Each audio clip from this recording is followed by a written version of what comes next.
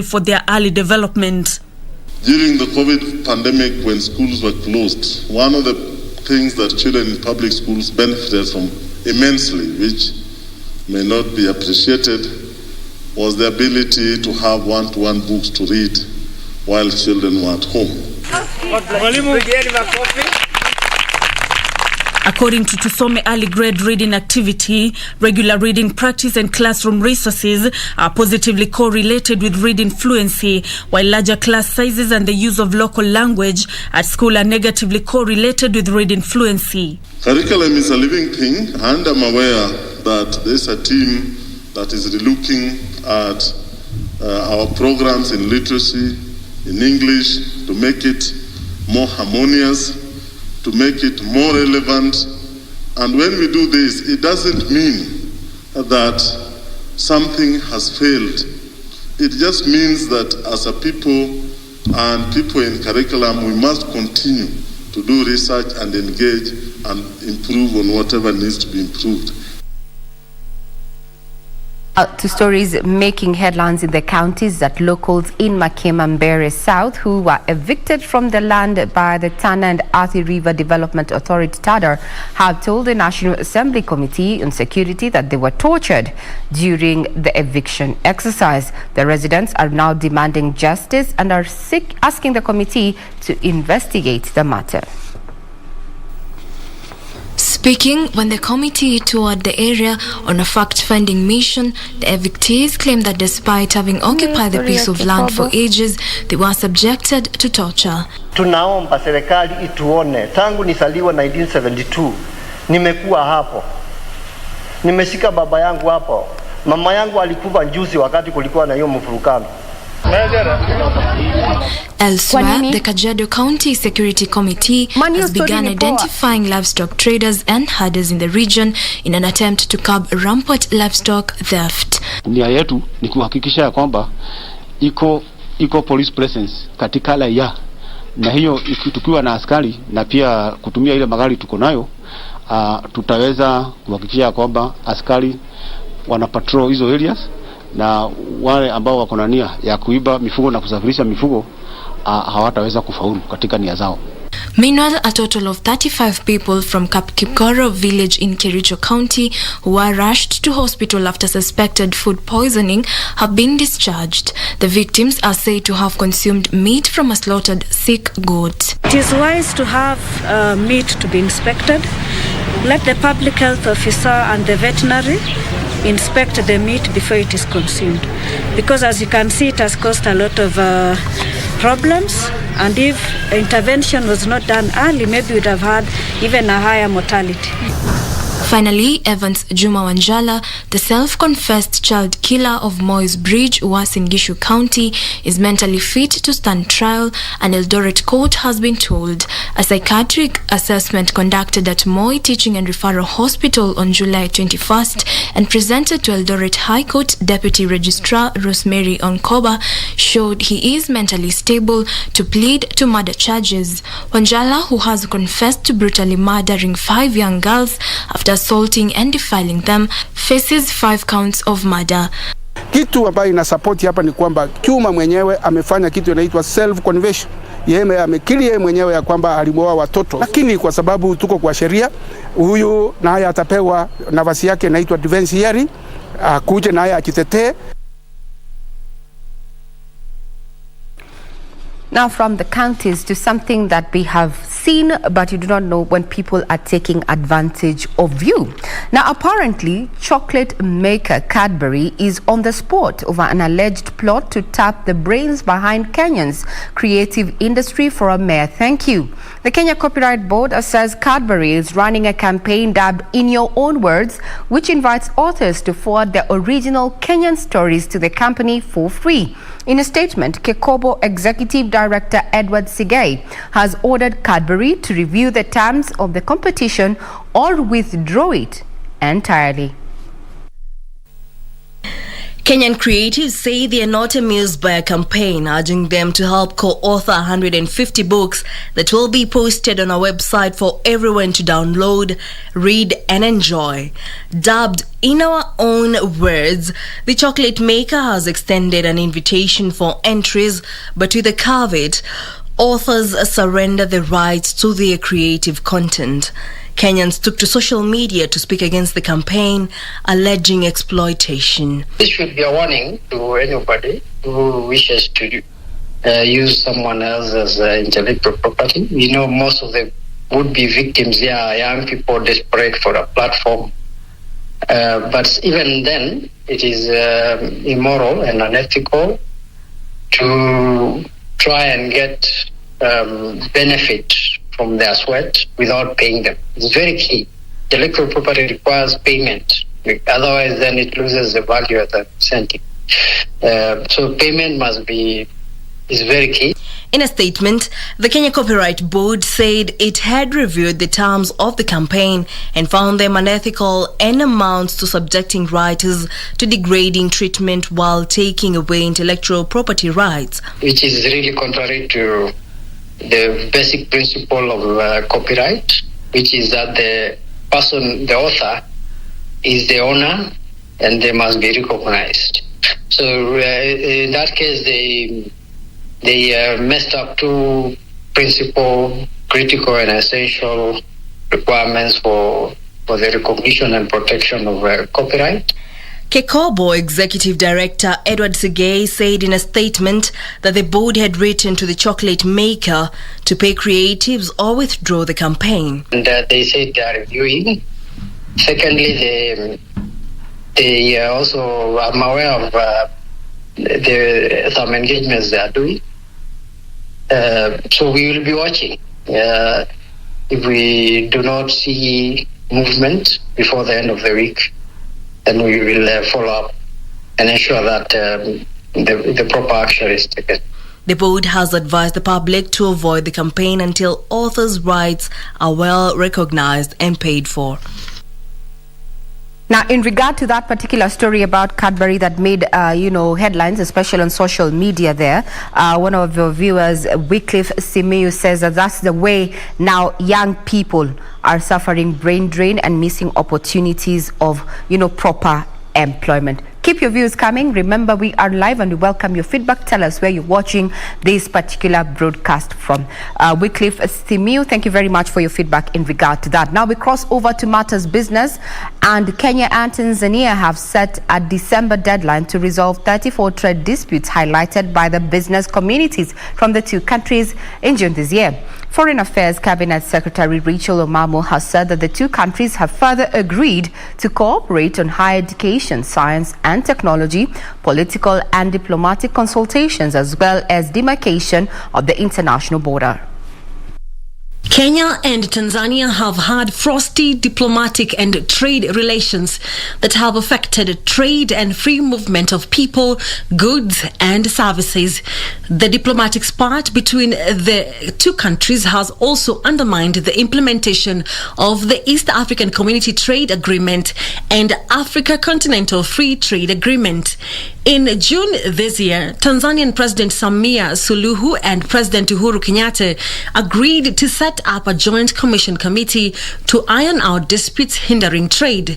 Trade between Kenya and Tanzania has been slowing since 2014, when Kenyan exports to Tanzania stood at 65 billion shillings, and in 2015, when imports from Tanzania peaked at 79.4 billion shillings. The two countries have engaged in a tit-for-tat tax war that has made cross-border trade untenable. Foreign Affairs Cabinet Secretary Rachel Omamo says Kenya and Tanzania have agreed to eliminate and resolve some trade disputes. During the fourth session of the Joint Commission for Cooperation, Kenya and Tanzania deliberated on how to unlock barriers preventing trade between the two East African nations. For looking at our relationship in the broadest sense, seeing its potential, seeing its value, and seeing its necessity for peace and prosperity in our region. We also agreed that we need to do more, to work very closely to improve implementation of our grid areas. The two countries have agreed to resolve 30 out of 64 challenges facing bilateral relations and hampering trade by December this year. Really a broad array of issues that were discussed. And the important thing of these JCC type meetings is the follow-up that is always very critical. And so we have agreed, rather than meeting 5 years from now, as has been the case, we have committed to have another meeting within 12 months. This time it would be in the United Republic of Tanzania, and between now and then, somewhere halfway in 6 months, say around February 2022, there will be a midterm review on progress of some of the issues that were deliberated on by ministers. Nairobi and Dar have also signed MOUs on diplomatic consultation, higher education and demarcation of international borders, which is expected to strengthen and enhance cooperation between the two countries. We cross over to the sporting arena. The Tokyo Paralympic Games opened following a spectacular ceremony held at Tokyo National Stadium. The Games opened in following a one-year postponement following the global outbreak of the coronavirus. Kenya is among 163 countries taking part in the 16th edition of the Games, set to run from today all the way to September 5th. Delayed by a year because of the pandemic and with supporters unable to attend apart from a small number of school children, this will be a different games to any previous edition. But not only do organizers want top-level competition, they also want the games to play a big part in making Japanese society more inclusive. When humanity should be united in its fight against COVID-19, there is a destructive desire by some to break this harmony, overlooking what brings us together, to focus on the factors that differentiate us, fuels discrimination. It weakens what we can achieve together as human race. Difference is a strength. It is not a weakness. And as we build back better, the post-pandemic world must feature societies where opportunities exist for all. Tokyo is the first city to stage two Paralympic Games, having hosted the 1964 edition when 375 athletes from 21 nations took part in 9 sports. This time around, 4,400 athletes from 162 national Paralympic committees will compete in 539 medal events across 22 sports.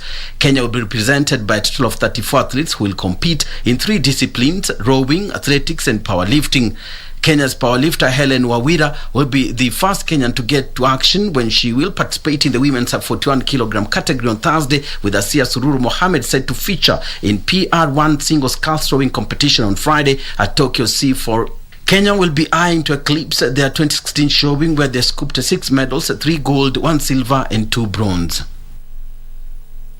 Well, now, as we bring in the headlines to a cap, just to remind you that you can get further details on our website, that is www.kbc.co.ke, and follow up. But we are not done with Good Morning Kenya. I'd want to pose a question to you who's watching us this morning. Have you taken a mobile loan? A loan. And when I talk about a mobile loan, I'm talking about Ayontala, Branch, Mshwari and such. That's what we call digital lending.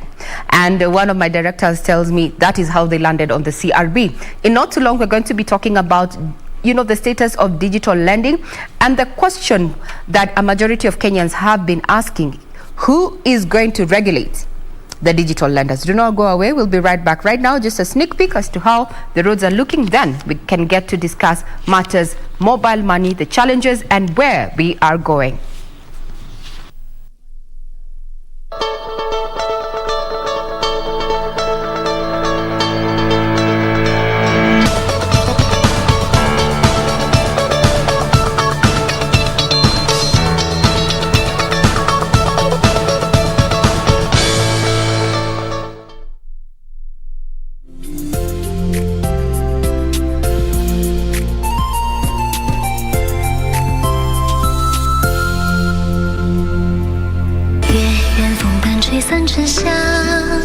So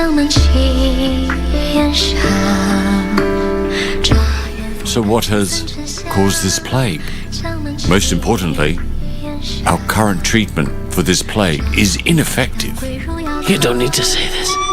I helped you out of pity. Don't you think it's far too late to apologize? Aren't you good at medicine? Cure me now! Don't go! We're still brothers, right? You can't go and let me die? Lee, once we're back, I'll put you right into prison. Because that's the place where the likes of you ought to always stay. You dare steal the throne from me? In your dreams. 月圆风般吹散沉香，江门起烟上。这一味当归入药汤，相思泪水。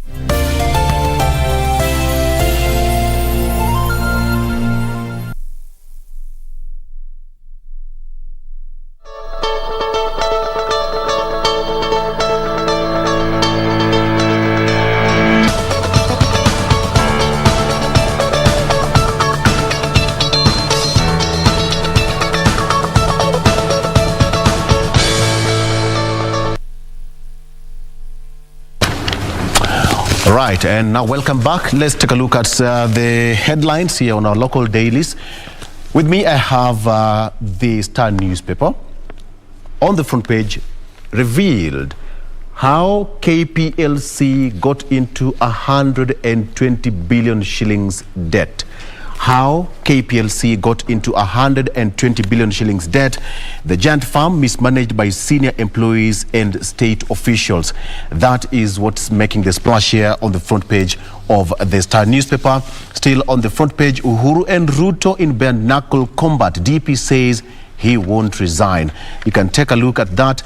For the last 2 or 3 days, there have been that back and forth between the deputy president and his boss, President Uhuru Kenyatta. Still on the front page, English and Kiswahili lose teaching hours to CBC. According to a report, the demands on the competency-based curriculum have caused a massive reduction in hours teachers of English and Kiswahili spend with learners. A report by curriculum materials providers, that is to Some, shows schools have lost up to 30 lessons in English and Kiswahili since the rollout of the new curriculum.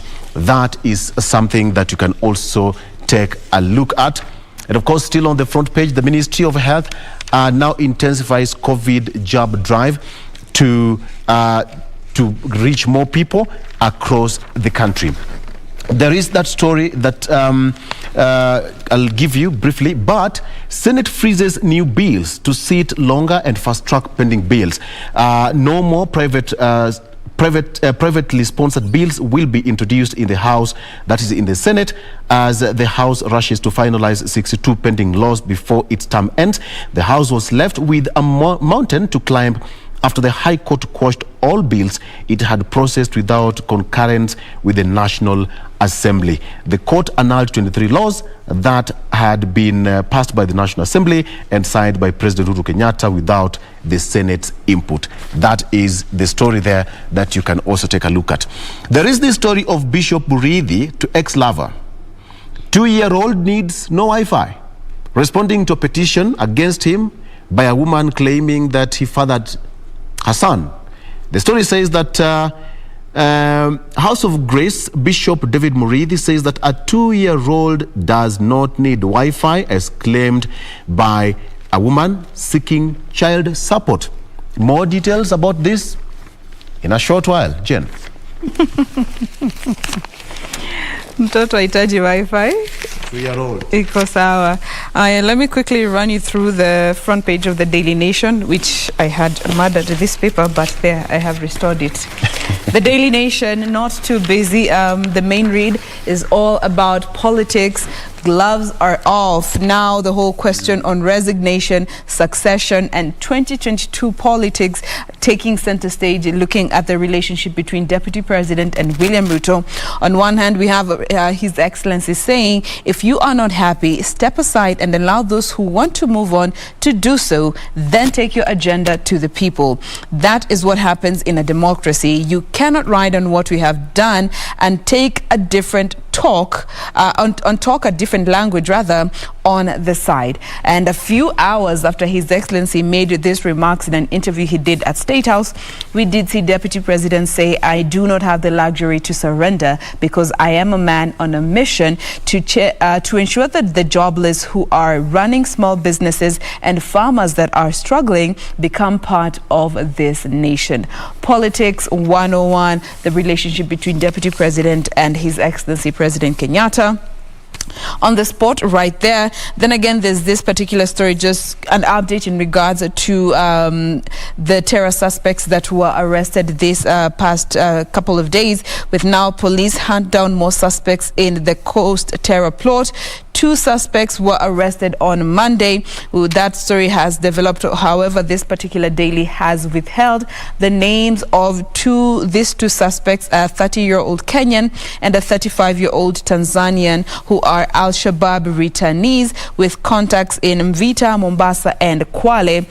And then finally, do not touch that M-Pesa deposit. When somebody sends you money accidentally and you withdraw it, or rather refuse to send it back, you will face the full wrath of the law. I will be starting with that particular story once we get to the details of this segment. Doreen.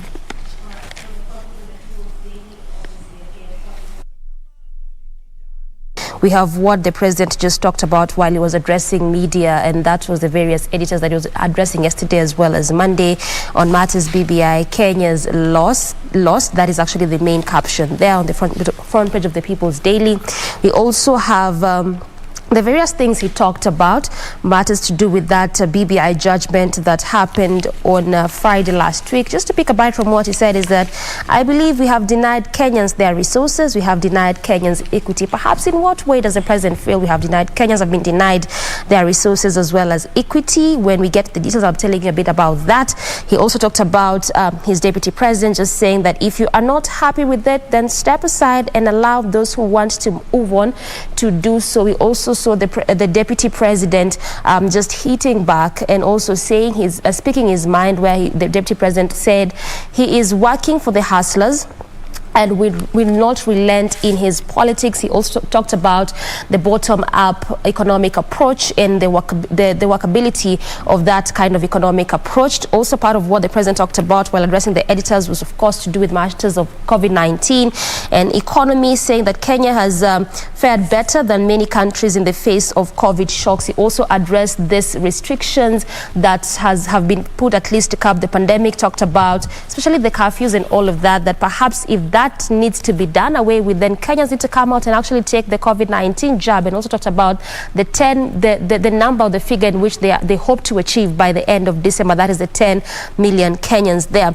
Going international a bit, that is regards to Zambia. This is after the new president, that is Hakainde Hichilema, took oath of office during the inauguration at National Heroes Stadium in Lusaka, Zambia. That was yesterday. And also, just going by what happened yesterday, given that he was a veteran opposition leader, just saying that at least it's raising hope for African leaders or his African counterparts, that they too can also overcome state repression just as he did. So that is what is taking center stage this morning on the front page of the People Daily. Ray. Talking about stories that have found their way to the front page of the various dailies. I have a copy of the Standard, and I'm just going to give you a quick summary because it seems like it's a replica to what the other dailies have. So we have the story about the ended romance that is between the president and his deputy William Ruto there. DP fires back and says that he's not going to resign. Uhuru, on the other hand, says the problem with my deputy. Well, now, it should be an honorable theme. If you are not happy with it, that is the government to step aside and take your agenda to the people. In his response, Deputy President, I am a man on a mission. I have no space to retreat, neither do I have the luxury to surrender. We must make the poor to be part of our nation. Political rhetoric there, back and forth. Well, that found itself on the front page of this particular daily. Then the issue of matters business, where we stand in as far as public debt is concerned. So debt leaves state coffers empty. We'll be giving you details. Then we just saw an arrest of terrorists this week, more or less, in Mombasa. And there's a special report in this particular daily that says the use of beasts of burden as tools of terrorism is increasingly becoming a major source of concern among top country security organs. Now, that is a story that I've not had on the other dailies. Permit me to just skim through as we focus on those stories. It's on page 14. So, it's also gone further to just highlight the cases of terror that we've had. In 1980, Norfolk Hotel, Nairobi, 1980. I don't know how many of you have been born, but yeah, 1980, 20 people died. August 7th, 1998, the U.S. Embassy there, 213 people were killed. September 21st, 2013, the Westgate Mall, siege there, 67 people died. April 3rd, 2015, Garissa University College, we lost 148. Mostly students. And January 15th, 2019, the Duce D2 hotel complex in Nairobi, where 21 lost their lives. Now, this issue that, use of donkeys is something that is still, the security apparatus is yet to consolidate, and they're calling it a complex war. The use of donkeys to transport illicit weaponry. Yes, illicit weaponry is crossing from our borders, moving within our towns and cities undetected. Because I want to challenge Doreen, Jane, and Victor, and as well as you, our viewer back at home. How many times do you see, even yourself, when you see a donkey, usually it's ferrying water and such, do you really pay much attention? You assume. I personally assume like, hey, that's just it. But now this report that has been made by the CBO says that use of donkeys, especially in the northern area, because a suspect member of the Al-Shabaab was killed, and security officers intercepted a donkey carrying 2 AK-47 rifles and a bomb-making material at the main Kenya-Somalia border in Liboi, Garissa County. This was last month. Victor J. I see a donkey on the streets. I just look at their faces. They look so sad. And tired. So whenever I see one that is randomly just running around without a cart behind it, I just, you go, Charlie. Go, Charlie. Live free. Okay, I think you've watched Shrek many times. No, for real though, for real. Mm-hmm. Yes. Victor, what do you think about this issue? And beast of burden, we know that there are areas in this country that totally rely on, donkeys. 100%. Yes. Yeah. What's your take in regard to this development now? I think the police officers in Mombasa did a good job. Mm-hmm. Basically, terrorism is an international concern, so Kenya is not exempt an exception. From such. So they have to be very much alert during this particular period, and terrorists don't announce, they just ambush. So whatever they did in Mombasa, you can imagine the kind of extent of damage that would have been caused down there at the coast. Meanwhile, Victor, naambiwa ni kama kuna hitilafu mahali ya mitambo mahali. Are we good now? Ni kama kuna terror attack inaendelea na microphone yako. Very well. The issue of having donkeys, it's called the beast of burden, but people are misusing these animals. And remember, you can be sued because of animal cruelty. Even you, if you mistreat your pet, you can be sued. There is that particular law, animal cruelty, because they are also protected. Meanwhile, as I said, that the anti-terrorism police in Mombasa did a good job. You can imagine the kind of extent, how many people would have lost their lives if at all those guys just exactly, yeah. and they were just crossing that channel. So they did a good job, and we needed to be extra vigilant. We've had our fair share in the past. And then again, everyone is getting smarter in their craft. Absolutely. Even terrorists. Yes. Sasa kama wanatumia punda, mbuzi ndio watashindwa kutumia pia. They use all manner of things. They use all manner of things. Something that can just be disregarded, dismissed, and yet it is a tool of trade. Yeah. And that's what they are using. Let me read something here from this particular report that has been compiled in regard to that matter. They say, noting that terrorists cannot come and plant or transport explosives without the knowledge of the locals. Northeastern Regional Commander Nicodemus Nandala believes collaboration is most crucial in fighting terrorism. We need to be our brother's keeper. We need to be vigilant. That's we need also to be a very factor. vigilant. Because it can't, honestly, actually, it can't happen without the knowledge of the locals. So clearly just try to show you that in as much as they could be making inroads, kuna mtu pia mahali anawapatianga tu information. Somehow. Yeah. All right, so let's carry on with what's happening on our local dailies. I told you that story about Kenya Power. Revealed how Kenya Power plunged into 120 billion shillings debt. Now, the story starts that imagine buying a phone charger today to use in the next 1,000 years. Okay, sounds funny, right? But this is exactly what utility firm Kenya Power did between 2006 and 2012. An audit of the Kenya Power distributors' stock data seen by this newspaper says that the Kenya Power purchased power distribution accessories to last between 13 to 8,050 years based on average monthly consumption. Where will you be 8,050 years to come? We'll have gone solar. 8,050 years to come. Okay. Hiyo siku overpromisiwa. No more shadow boxing. Uhuru and Ruto in bed. 8,050 years to come.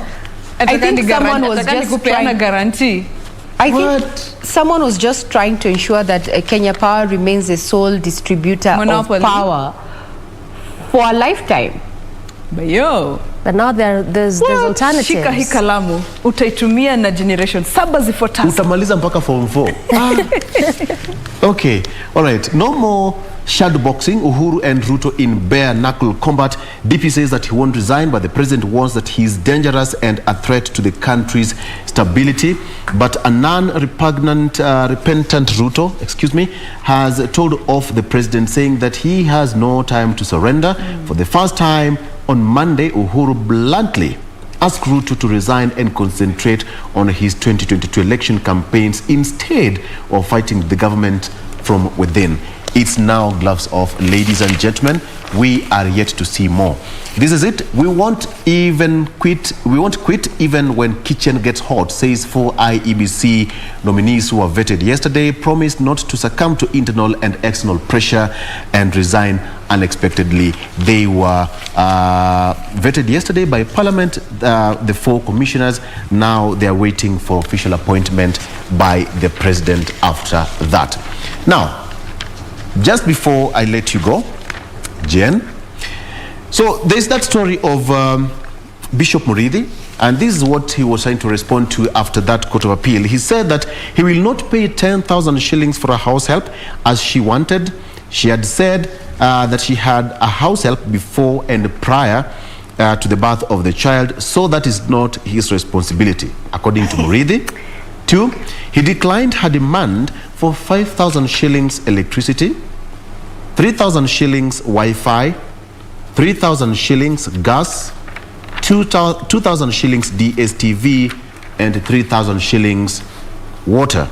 He said the woman paid those bills herself before the birth of the child.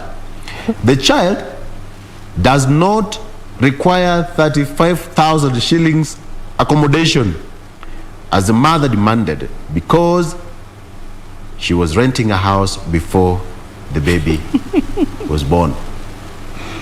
Debate.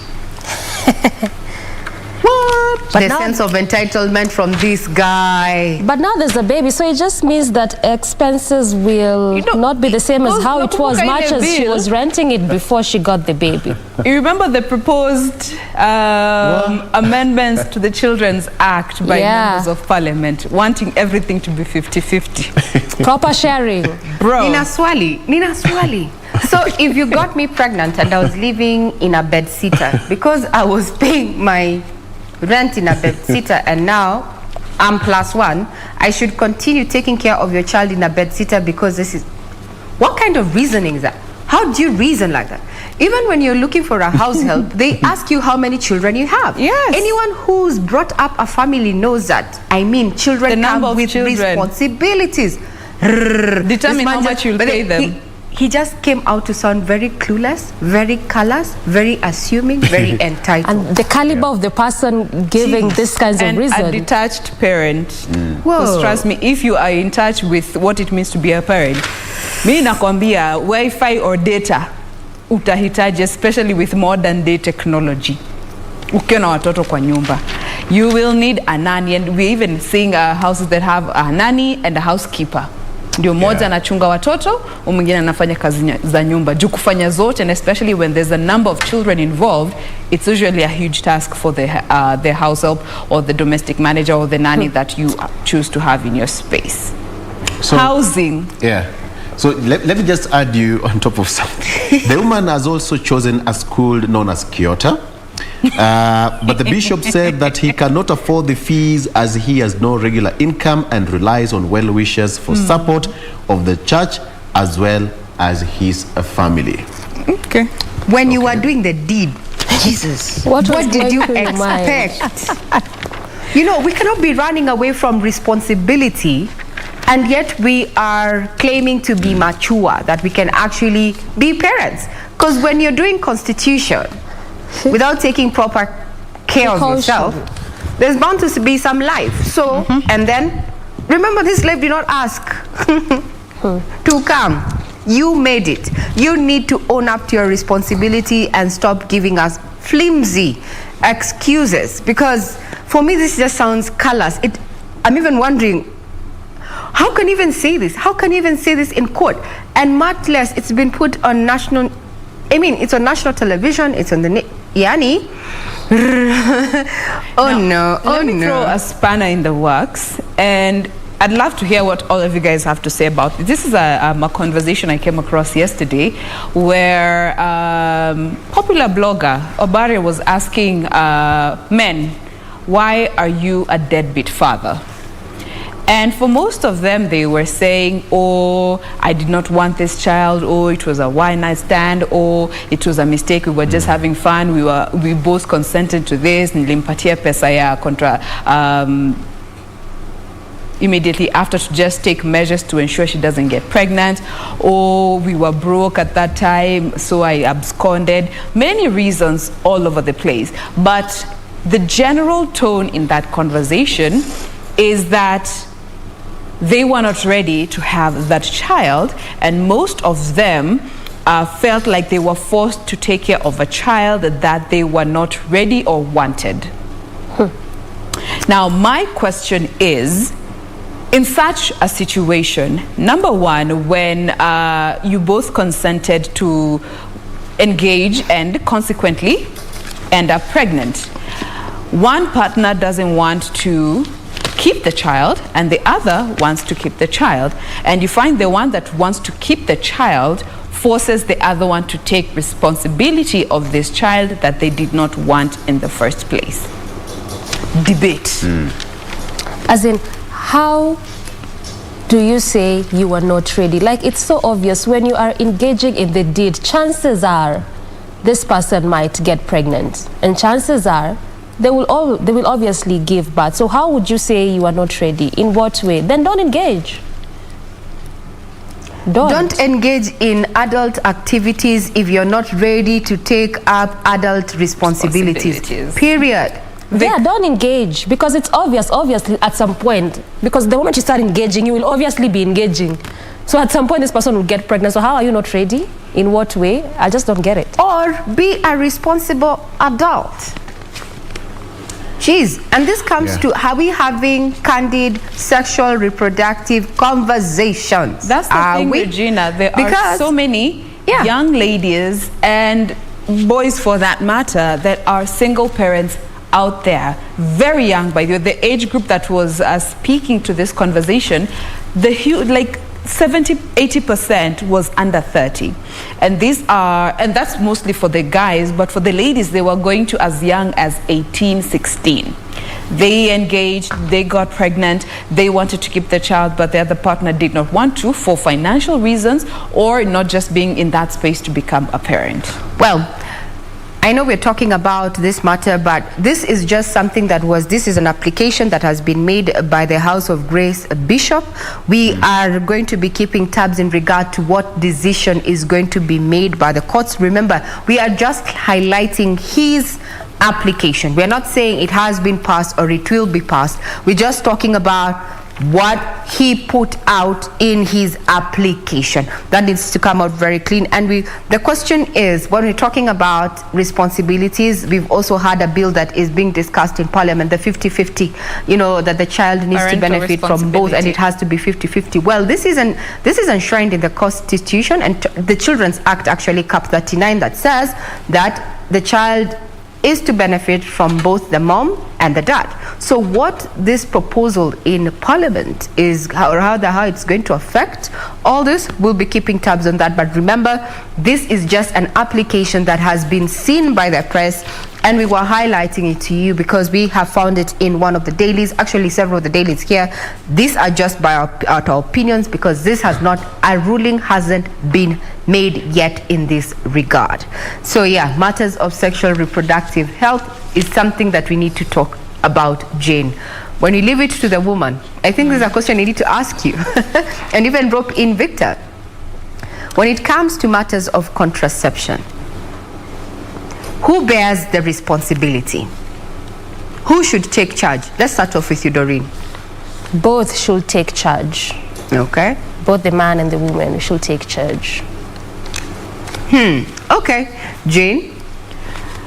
There are variables that would determine this decision. Number one, are you in a relationship or are you single? And number two, how advanced is that relationship? Those are two factors that would, in my case, determine who, either individually or collectively, on the type of contraception to take up. Before, Victor, you give me your answer, I'd want to ask you a general question. If you were, I'm hypothetically, because I do not know your status, you might be in a situationship, entanglement, cruise ship. Yes. As a man, would you weigh in on what your woman takes as contraception? Olo. Is that directed to Olo? Yes, Victor. Basically when, let me speak from a serious kind of relationship situation. Thank you very much. Committed relationship. Exactly. Committed relationship. Both of you will have to talk about it. There is no two way about it. You have to discuss, one, why you have to get into to use contraceptives. Exactly. Why either of the party can decide to use one. Yes. All right. Either. I like the way you've said. Either of them. Depending on the medical ground. That is according to me. First of all, you have to consult your doctor. What are the reasons? Either party could be undergoing a certain procedure. You underwent a certain procedure, maybe your first birth or second one or whatever it was. Then you have to talk about it and discuss, but under the advice of a professional. So, well, it's something that can be debated over and over and over again. Yes, that's according to me. Jen. Unaweza funga hii kama neno? Nimemaliza. Basi. Nimemaliza. Let's take a break. Yes. As the man of the house, right? Okay, on a lighter note. Debate. Polygamous man. Let's take a break. The show still continues after this. Yes.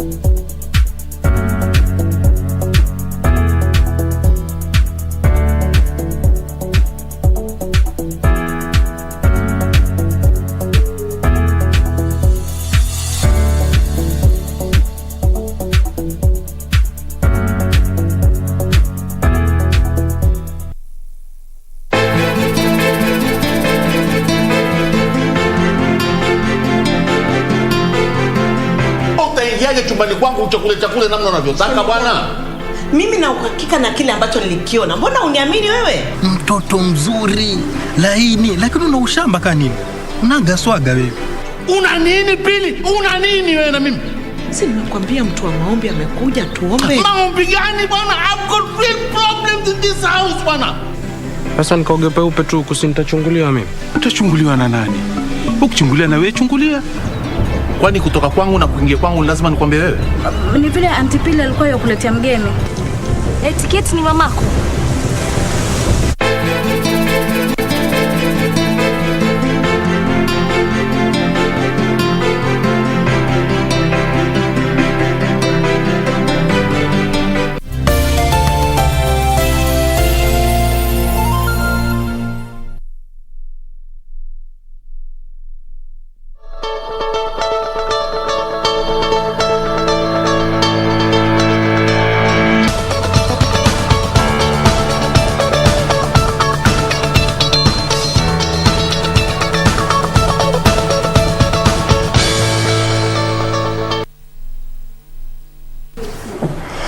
All right, so let's quickly take a look at what is happening on our roads in terms of traffic. And like I mentioned, we'll be focusing on what is happening along Likoni Road, but perhaps we can just take a quick look on what is happening around the Globe roundabout before we go there. That is Likoni Road. And this is how the roundabout is looking like. Obviously, one of those major roundabouts, heavy kind of traffic oftentimes witnessed along this particular route. And that is how it is looking like this morning around throughout that entire roundabout. So simply means that for our viewers perhaps coming from areas around that should be think a super highway, perhaps have to make do with that heavy kind of traffic on that particular section. And that actually continues all the way as you get to the city center, heavy kind of traffic all through and through that entire stretch. And also as you perhaps just get to branch off to those various slip roads around that area, which is Kirinyaga Road, there's Kipande Road coming all the way from areas around Westlands, still heavy kind of traffic. I mean, it's the morning hours, so clearly what you're seeing is perhaps what you would expect to see. That is how the roundabout is looking like throughout that entire stretch. In fact, nothing is changing. That is just how it is. From what you're seeing, there are various colors just clearly indicating that heavy kind of traffic throughout that entire stretch. And like I'm mentioning, also the same is being witnessed on those various slip roads there, and especially along Kipande Road as you come to the city center, not even moving at all, just at a standstill. And again, that has also been well indicated by that maroon color, which is a clear indicator of that. Along University Way, not so bad as you get to branch off from that particular roundabout, moving at a very swift pace throughout that entire stretch. And the beauty is that it's actually on both lanes on that entire stretch there along University Way, also through that roundabout, still not so bad, moving at a very swift pace on both sides of that particular stretch. And the same continues even past University Way as you head over to the other side of Kenyatta Avenue. Again, not so bad, moving at a very fast pace. So let's quickly look at that road, which is our focus this morning, which is Likoni Road. And the road begins from that bypass just along Mombasa Road as you head over through that entire stretch. Oftentimes Likoni Road always serves a very good alternative route for those that are coming from Mombasa Road there. That is how it's looking like, especially as you leave the bypass coming all the way before you get to Jogoo Road. Just on that section in between the House of Manji and Jogoo Road is where there's still that ongoing construction. Has taken a long time because it's just that entire that small stretch there. The entire section of Likoni Road was also under reconstruction, what we call recarpeting. That is what has been happening on that along this particular route, and at least majorly along the route in terms of construction, or better still recarpeting, that is already complete. So just the only remaining part is a section between House of Manji and Jogoo Road. That is the section that has remained. The last time that Kura spoke, they mentioned that what has caused the project to stall a bit is they had to relocate water pipes as well as electric poles there. So it just meant they had to involve the Nairobi Water and Sewerage Company as well as KPLC for those works. That is why it has taken a bit of some time there, because in terms of completion, that was meant to happen mid this year, but that hasn't quite happened. There's also the non-motorized transport system, which is also quickly taking shape throughout that entire stretch. So in as much as in terms of construction, it's already complete in between the sections of Lunga Lunga all the way to the bypass, but throughout that entire section, what is still happening there is that non-motorized transport system. That is still what is taking shape along that entire stretch, and also the other section between House of Manji as well as Jogoo, that is still also taking shape, as well as the recarpeting still ongoing along that entire route. And this is how it's looking like in terms of traffic. Not so bad, at least much as there's still some ongoing road works, in as much as we have also that at least it's not heavy kind of traffic like how we'd expect to see, given the fact that there's a bit of ongoing road works there. Also, there are some alternative routes that have been given, key among them being that Donholm roundabout, especially as you come through these areas as you head over to city center, or even areas along Mombasa Road. The other side, which is the Lunga Lunga Road, heavy kind of traffic also on that stretch. There had been ongoing works along that entire route. That was what was happening actually along that stretch, was what you call rehabilitation of that specific route, at least to make it easy for residents along that area, given the fact that also around the same area, which is Likoni Road, it serves as a very good business center. I mean, the kind of businesses along this route, when you look at the enterprises, quite a number of them. So clearly also when this construction was happening, that is also one of the things they were looking at in terms of traffic reduction, traffic flow reduction, and also to make it easy for residents along this route. So yes, that's how it's looking like this morning in terms of traffic there. You might perhaps not need to look at any alternative routes, at least as of now, because majorly it's not looking that bad. And that's how it's looking like in terms of traffic at just 43 minutes past 7 a.m.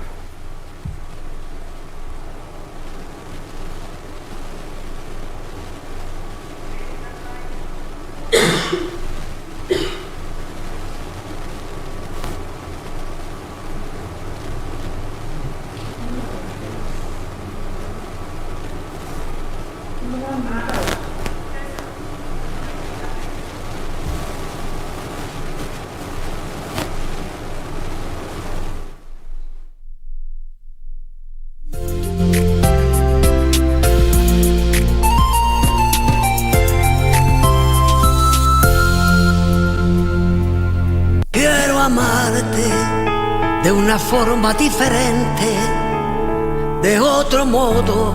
Because if he isn't released from prison because he doesn't want your sacrifice, it is not my problem, Amaya. Of course it is, Cesar. Because remember that until Max is out, the Star Zone is never going to be yours. Do you understand? But Amaya's land will give me the power that I want. Supremacy over all of you. Forget about it. You and I are not going to make a deal.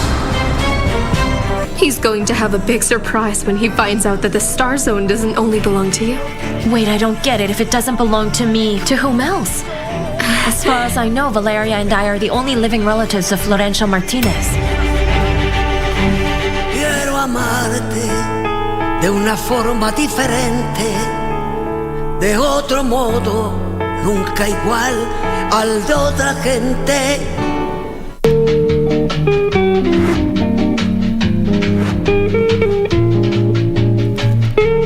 Acha nirudi. Nachukua wokovu, niweke wokovu yangu chini na utajua ujui. Wewe ni mwisi. Nini mzee?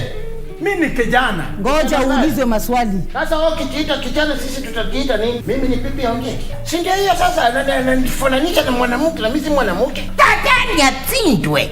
Ketuta. Sema ukweli hii koti kuachilie. Enga mama. Ngoja, sikiza. Usi mzee, usi mama ni mheshimiwa. Enga mwambie sichukue sheria kwa mikono zake. Ala. Sichukue sheria kwa mikono zake.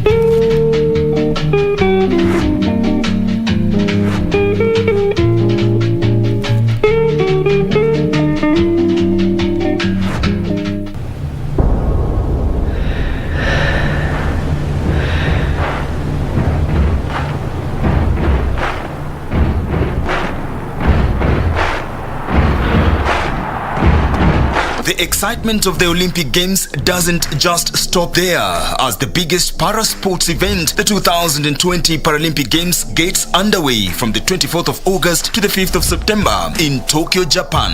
So, get ready to be inspired by these sportsmen and women with outstanding abilities, and look out for Team Kenya too in their quest for glory by watching all the highlights daily on KBC Channel 1, your true sports partner.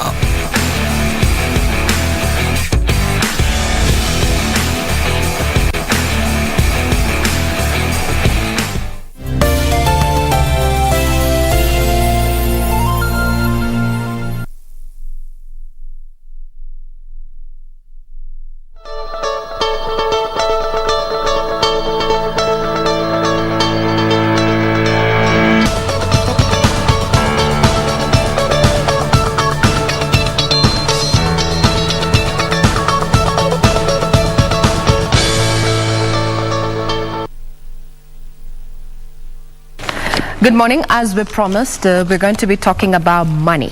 And we say money makes the world move, and we move with it. Well, talking about something that has taken the banking industry by storm, and we term it as fintech.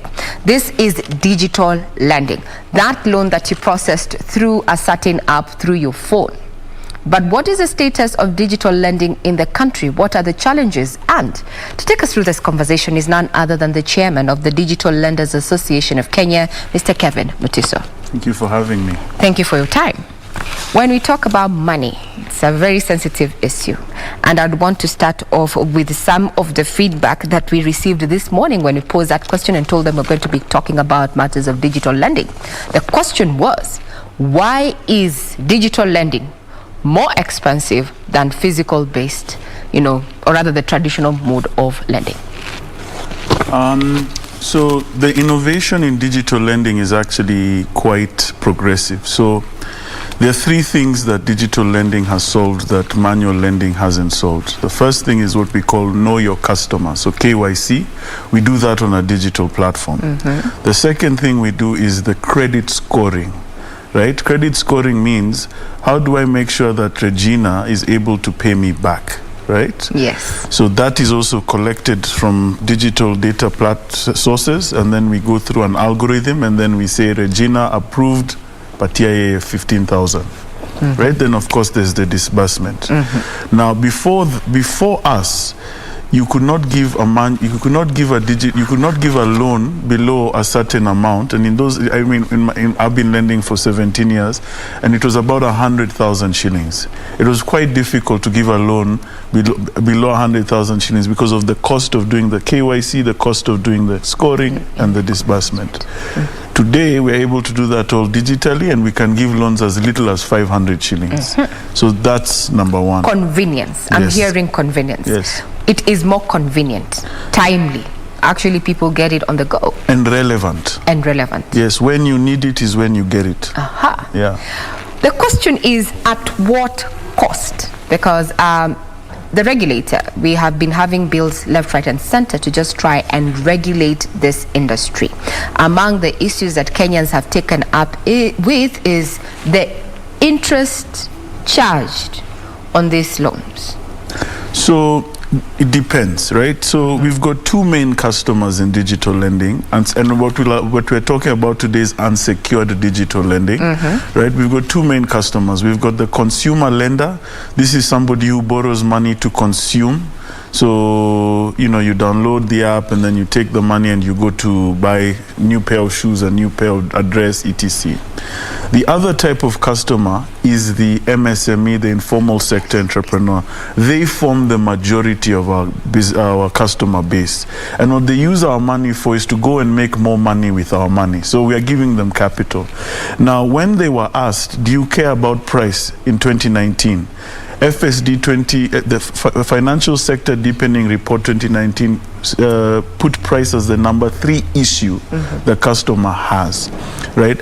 One of the reasons the price is the way it is because the cost of doing what I said, the KYC credit scoring, and has to be pushed to someone, right? The other thing is that we still have systemic issues that the industry needs to solve, and those systemic issues cost us a lot of money. right? So we still push those costs to the customer. What we expect from the bill is that once the bill passes, we shall then have a reduction in price and it'll be a more competitive market.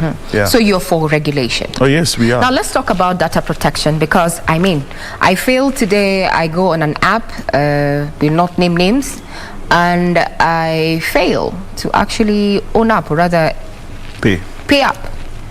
You will call my boss, you will call my dad, you will call my husband, you will call everybody. The issue of data protection, there's a very thin line when it comes to that. Privacy, the agreement was between me and the app, not me and my clan.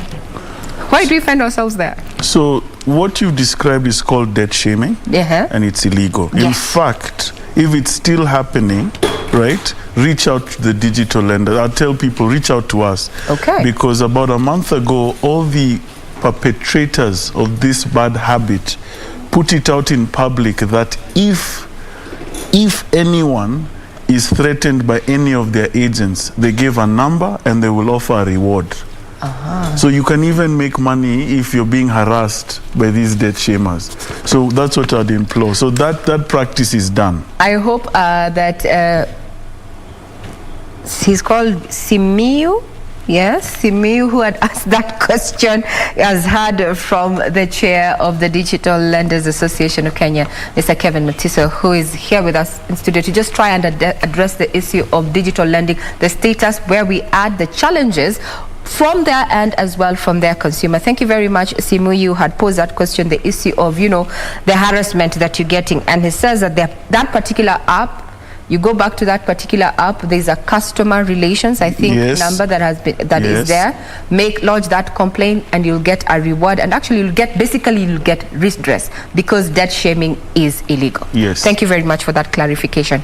Earlier on, when we started our broadcast, we had told them we're going to be having this conversation, so we keep on checking what we're receiving. Now, let's talk about the issue of now regulation. You've told me that there's a bill that the Digital Lenders Association is actually pushing. What is contained, what is different than what we have been seeing, CBK trying to, regulate fintech? Okay. So the first thing I'd like to say about that is that regulation is not necessarily a bad thing.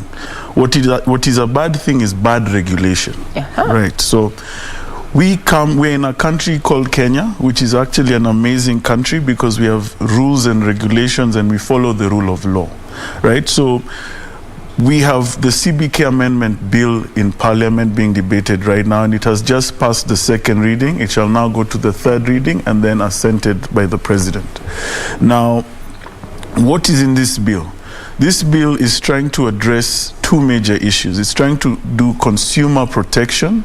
This is where they're trying to say, okay, you must treat the customer in a particular way. There must be a conduct that the business must have to interact with the customer.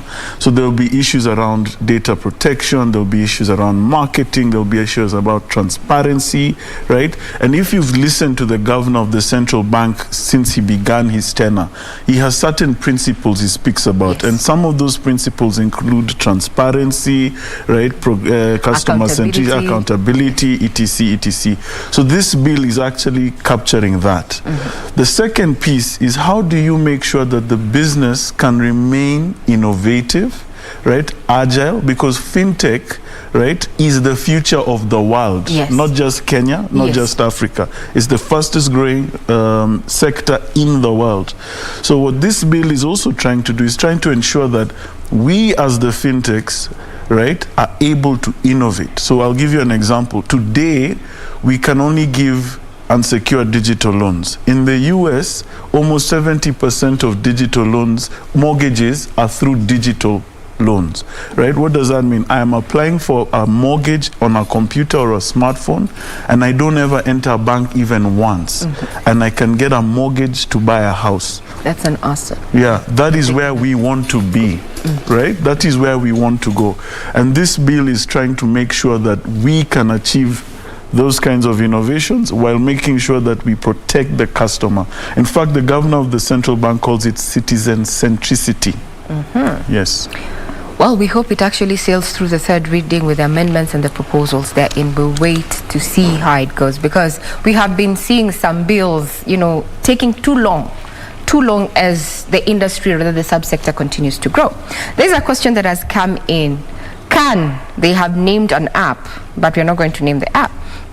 If I default, basically the question is, if they default, can they be listed on CRB? That's another huge misconception. The Credit Reference Bureau is a list, right? So think about it like a register, right? And the way it works is that if you ever take a loan, all we do on the CRB is record your behavior around that loan. So when we're doing appraisal, there's a thing called willingness to repay, and we must find out, is Regina willing to repay the loan, right? And the way we test that in our market is through the Credit Reference Bureau, so that if you've ever taken a loan and repaid on time, it's there, right? If you've taken 15 loans and you repaid all those 15 loans, it's there on the Credit Reference Bureau. If you paid 2 days late, it's there, it's marked paid 2 days late. If you default, it's marked default, right? So being on the CRB is not a bad thing. Right? It's not necessarily a bad thing. No, being on the CRB is not a bad thing, full stop, right? Being on the CRB with a listed default is a bad thing. That's the difference, right? Yes. So anyone who's ever taken a loan, you're on the CRB. You're on the CRB. The reason is different. No, it's just a record. It's a register. It's basically saying you took a loan on 1st August and you're meant to pay it on 30th. Then on 30th, somebody will say you paid the loan on 30th, then you took another loan on 2nd September. So it just records the number of loans you take and how you behave around those loans. Now then, that brings us to the question of data. We're in the age of data. Data is king. It's the new fuel. Yes, it's the new fuel. So, issue of data protection. All this data that the industry has. How secure is that data? Mine, James, Victor, every person, because we're all looking at how many billions did we transact before COVID? We're talking around 4. Yeah. Now it's gone down by half because of this COVID situation. So we might as well say everybody is on that list, whether on a D or you're a good data. How secure is that data? Okay, so just to go back to the Credit Reference Bureau, the CRB, I'd like your listeners to know that your audience know that we're actually number 4 in Africa. Our credit information sharing framework is ranked number 4 number 4 in the world, number 1 in Africa, right? So we are the leading the credit. We are the pioneers. We are the pioneers, and what we should aim to be is continue being the pioneers. Why? Because fintech is the fastest growing sector in the world, right? So let's go back to data protection. Again, we're in an amazing country called Kenya. We've got the Data Protection Act 2019, one of the most progressive regulations in the world.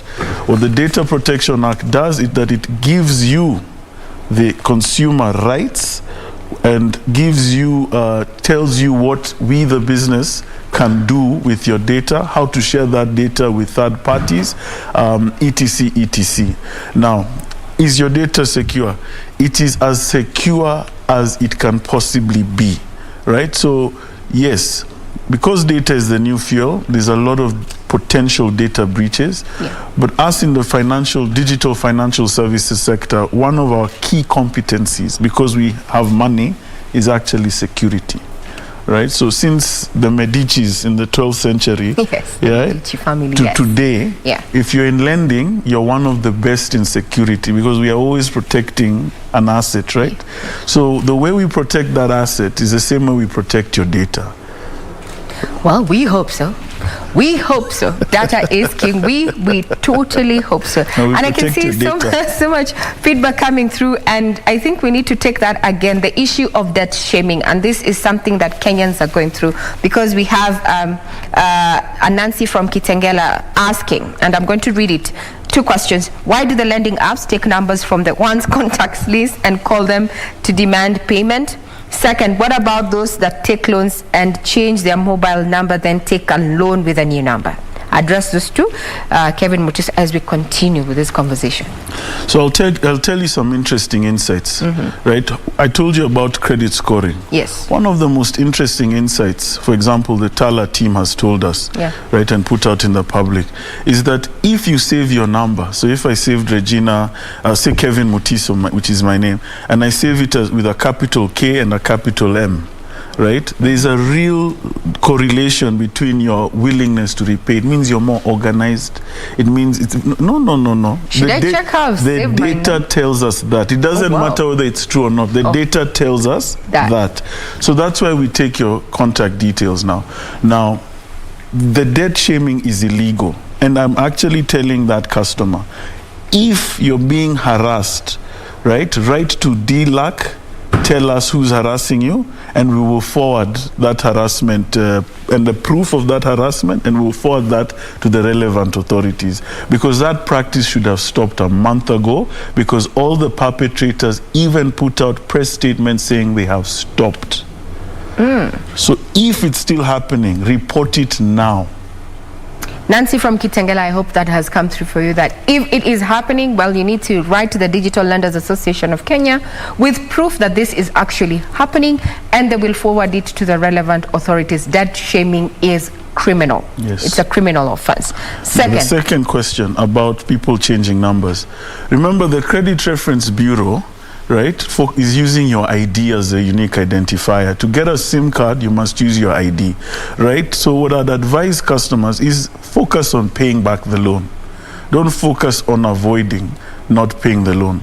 And don't run away. Lenders actually prefer, if you communicate in good time, that I will be unable to pay the loan as the contract states, and you may have to give me time. What that does on the lender side is you've reduced our cost, because we have a collection cost, right? And when you tell us in good time, you might find the lender is even willing to waive late fees or late payment charges. And that happens, right? So what I'd advise all customers, communicate with your lender, right? Because if we lose money, because if you don't pay us back, we've lost money, right? You make our lives more difficult. So we have to charge the next customer a little bit more. Now, talking about making life difficult, I'm hearing it through the earpiece. Someone is asking, but some apps frustrate customers, and I think you need to elaborate on the issue of credit scoring and how then this affects if the person, an individual, if they actually get the credit or they miss out on the credit. Look, lending is a partnership. Right? You're telling me, Regina, no, you're saying, Kevin, I have a business, I need 10,000 shillings, kindly give me 10,000 shillings. I am saying, okay, let me measure the risk of giving you that 10,000 shillings. Are you an honest person? Do you have the cash flow to pay me back? And are you Regina? Right? Are you really the person you say you are? Right? If you tick all those boxes, you should be able to get a limit and then a loan. If you don't, right? The onus is on now the customer to prove a little bit more why they should be taking a risk on. Does that make sense? And that's the way lending works, because we don't just have a bag of cash sitting somewhere and we're just disbursing it for the sake. We have to make a return. We have to pay back our own loans, because how we lend money is we take a wholesale loan, right, that's priced, and we have to pay back that loan and make the margin the difference. Same way people who sell potatoes, right? You wholesale potatoes, then you retail potatoes. Yeah, you buy potatoes at 10, you sell at 12, and the final guy sells at 20. One more question. We've said the bill that is coming in, and we hope it does and changes the way we do business. You've said it is citizen-centric. That's right? What we hope. Yes, we hope. It is us hoping, the consumers, it is us hoping. The issue of reminding someone who has your debt, I'm supposed to pay up on Friday, and you start reminding me on Monday of that week. Isn't that an overkill? Or are those perks or disadvantages of the business? Every business has its own collection strategy, right? If the consumer is saying, please send me one SMS a day or one SMS a week, I think they have the right to make that claim. What I don't agree with, however, is telling us exactly how to collect, because at the end of the day, it's us who took the risk. Right? So what we're basically trying to do is protect our investment. What I'm hearing is terms and conditions apply. Yes. Because remember, it's a partnership. True. If you want to remain, if you got 2,000 shillings today, let me tell you, in 2 years, you potentially have 500,000 shillings, because we want to retain our best customers, right? And we want to grow. So if you're a duka and you have 1 duka today, and if it means that we work together, we can have 10 dukas in 2 years, why wouldn't we want to do business with you? It's a partnership. It's a partnership. Now, how many digital lending apps are in the country? Statistics put it at 120. You're the chairman. Are we 120? This is the hardest game in the world. So digital lending, because of how young it is in Kenya, the number of companies that start in January and collapse by April is 100. So the average number at any given time is 120. The total number of apps that have ever existed are probably around 500, right? But there are only 20 main ones, and they're all members of the Digital Lenders Association. So there are 20 main. Yes, 20. Now let's go risk to a potential client. As you've said, that those that start up and in 3-4 months they're out of the market. Because the customer stops paying. You know, the problem here is that the default, the customer the default rate is too high. The customer defaults and they go out of business, right? That's how it works. If we don't survive, if you don't pay us back. Yeah. So it's the fault of, actually, there's a correlation to debt management when it comes, personal business and such. Now, as we speak, we're talking about, post-COVID recovery, and we have the stats. Money passed through this fintech, or rather subsector niche, 4 billion before COVID. Now we're doing half of that. Post-recovery strategy, from where you sit. So we were doing about 4 billion shillings pre-COVID. Yes. By the end of last year, we're halfway. We are back. To 400. To 4 billion, sorry. And more, and growing very quickly. Why? Because one, the consumer has finally understood. In fact, a majority of our customers have finally understood the importance we play, the role we play in their lives. And so they now take our debt, our partnership a little bit more seriously. The second thing is we innovated last year to try and identify what we call the very best. We call them grade A, right? And what we focused is just we're trying to make sure that grade A is getting as much good service as possible. So what you'll find is that we were lending 4 billion to 6 million people pre-COVID. Now we're lending 4 billion to probably 2 million people, right? So we've removed a section of the customer base because, one, willingness to repay has not been proven, right? Two, ability to repay has been affected. Yes. True. Now we are running up towards the elections. The elections are just around the corner. From a business point of view, what's your take? Every time we have elections, we get nervous. Everybody gets nervous. Wanjiku gets nervous. Fintech. That's a very good question. So this is what I'm going to say. In 1997, I was in Standard 4. Oh, wow. And I remember July 7th very, very clearly in my mind, because the fear that it created in my household and my relatives, because we have relatives all over the country, like most Kenyans, because of what was happening was real. Fast forward to 2021, and we have a constitutional amendment being proposed by the leader of the state, the head of state, and the country wasn't nervous. What that tells me is that our democracy has matured and is maturing, and therefore the nervousness is not warranted anymore.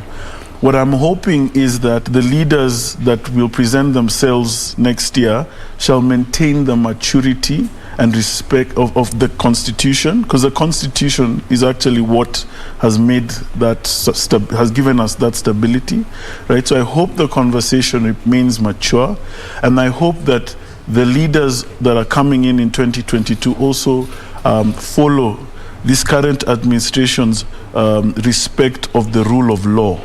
Because the rule of law is what governs any functioning society. And I think we have gotten to a point where if we continue on this trajectory where a constitutional amendment is not met with violence, is not met with instability, is not met with nervousness in the business community like it did in 1997, which is what I remember, I think we have matured.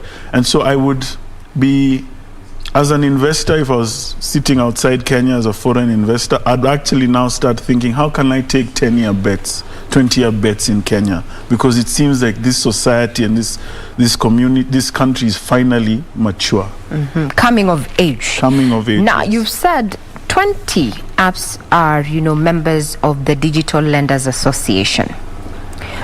If, supposed one of these members of these apps goes rogue, we eject them. There's a disciplinary process. We usually see we have to follow the rule of law again. So we have a code of conduct. We have a process through which you have to prove, the customer has to prove that their rights were breached. Then the business must make a case that they did not breach. If we find that they did, then they are ejected.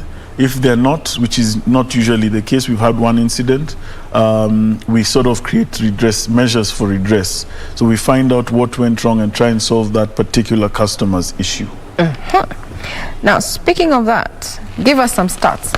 When you look at the demographic when it comes to consumer lending, who is borrowing more in terms of gender? Let's start off with gender. That's age-based, so you'll find that between 21 and 30, it's 50-50. As you go up, it's more male, less female. And that goes depending, but it's quite obvious there are more males borrowing above a certain age than female. In terms of who's borrowing the most, it's the informal sector entrepreneur in urban centers. So the Nairobis, Nakurus, Mombasas, Kisumus, that's where a lot of the borrowing has happened. They're using our money for 2 main or 3 main things. Emergency expenses. Right, so the business has a sudden shock. They need a quick 5,000, need quick 10,000. They borrow. They use it for working capital. So I'm a kiosk owner, I'm a boda rider. I need fuel. I'm an Uber driver. I need fuel. Right. They use that for working capital. So they whip the money. Right, and it gives them back some money. And then the third thing, interestingly, is school fees / health emergencies. Right now. That's a beautiful story, because what it's saying is that we're not interrupting the life of a child. We're ensuring that somebody is able to go to school. We're ensuring there's some money in the pocket to buy some medicine, etc. What we need to do is improve the product. I agree we need to improve the product. But those are the 3 main reasons people borrow. So now fintech is here to stay, as you say. I mean, technology is what is driving the 4th industrial revolution. What is then the future of traditional banking services as we know them? And we've seen banks actually go mobile now, but the future. So I love this topic because I'm a banker genetically. Banking is one of the most innovative industries in the world. Why? Because we hold the cash of the public and institutions, right? And then we lend to all the sectors. So you'd be surprised that the larger a bank, the more visibility they have on the economy, because the data is real. Now, are they moving in Kenya? Are they moving digital fast enough? No. Right? And that's why we came in. But the bank still has a very crucial role to play, because they are licensed by the CBK and they have such strict rules they must follow. There's a certain level of security, right, or risk that they manage and mitigate for fintechs. So actually the future is not fintech only or bank only. It's the collaboration of the two, right? So I'll tell you, there's a product, for example, that I'm working on that's specifically for the boda ecosystem, right?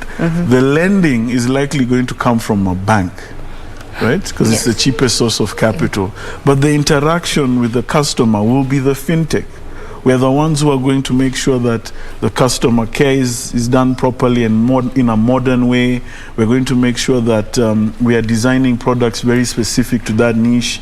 Regina doesn't need a helmet, but the boda ride needs a very quality helmet so that it's long-lasting, etc. Yeah. So that's what you're going to see, those collaborative efforts. How fast are we moving? I don't think the Kenyan banking ecosystem is open enough yet. I think they need to be more open. I think they need to sort of look at what the telcos are doing, because there's one particular telco that's doing a lot of things right, right? But its banks should be actually doing what this particular telco is doing. So that's where I see that going. On the continent, Kenya is 10,000 kms ahead. And we need, I think, this is totally my opinion. With us going mobile money, it opened up a world of opportunities, and innovations are going to be coming. As you said, you're already working on one, so we're not going back. There's no going back. But even as we leapfrog and go, we need to also remember that we need to be customer centric. Yes, agreed. Agreed, completely, 100%. Yes, at least I've won you over on this side, or you never were on the other side. No, you see, the concept, I think, and this goes back to a maturing society, right? Yeah. The concept that capitalism is exploitative is an African mindset because of our colonial history. Yes. But the truth is, capitalism is the best system for an evolving society, so long as the capitalism that is being practiced is sustainable. The only way to practice capitalism sustainably is think long term. Right? To think long term, you must make good bets, good decisions. And the best way to make a good decision in business is make sure the customer is looked after well. Oh, please. And that's all we require. Exactly. Thank you very much, Kevin Mutiso, who's the chairman of the Digital Lenders Association of Kenya. Thank you for your time. Well, you've heard it. If you have been experiencing this debt shaming, that's the legal term. It's debt shaming, that you have an app, you picked up a loan, you have either you've defaulted or you're almost, the day to repay is almost, and people are calling, harassing you, calling people in your contact list.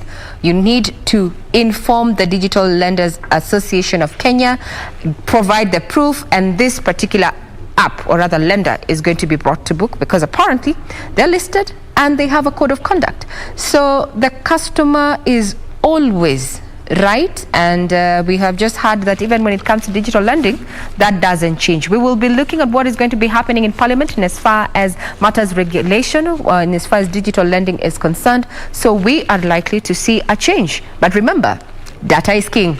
I'm Regina Manyara. You're watching KBC Channel 1. This is Good Morning Kenya.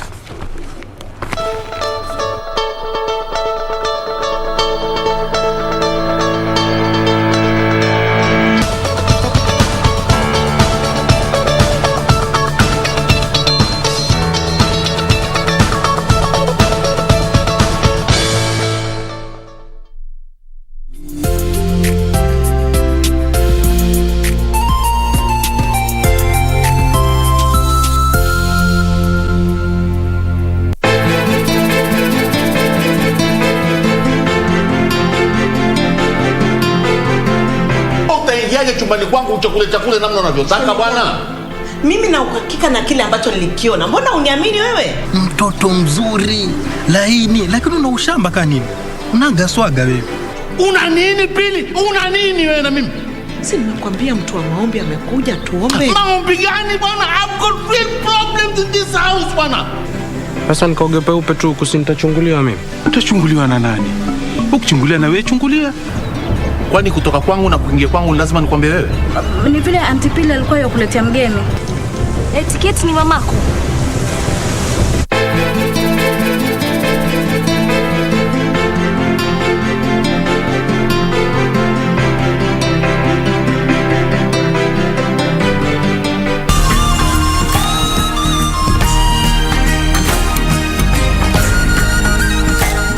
Talking about animals, look ahead of buffalo. This week on Zurura, Hii kazi mimi leo ninafanya. we take you on a journey from farm to shop. Rock climbing. My toes feel like sardines. We'll also get your adrenaline pumping with a rigorous activity. You can get lost here easily, yeah? You get to find out what conservancies actually do. Expand my mind. And yes, that's all coming right up on Surura. Find your adventure.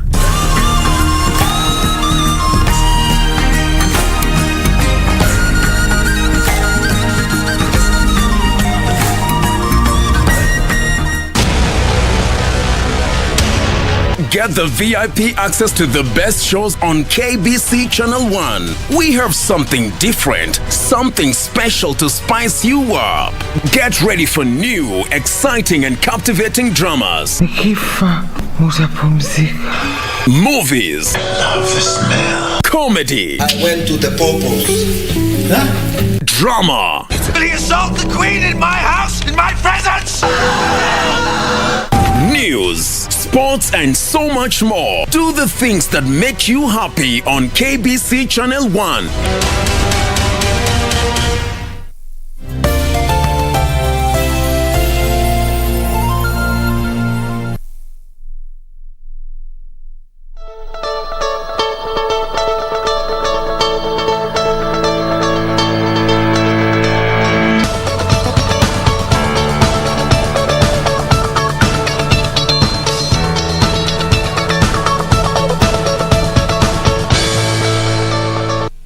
So let's try and see if at all we might need to look at alternative routes. You're still looking at this particular stretch, which is our focus this morning. That is the Likoni Road, specifically on the section between House of Manji all the way to Jogoo Road, and that is just simply because there's still some ongoing roadworks which have taken a bit of some time.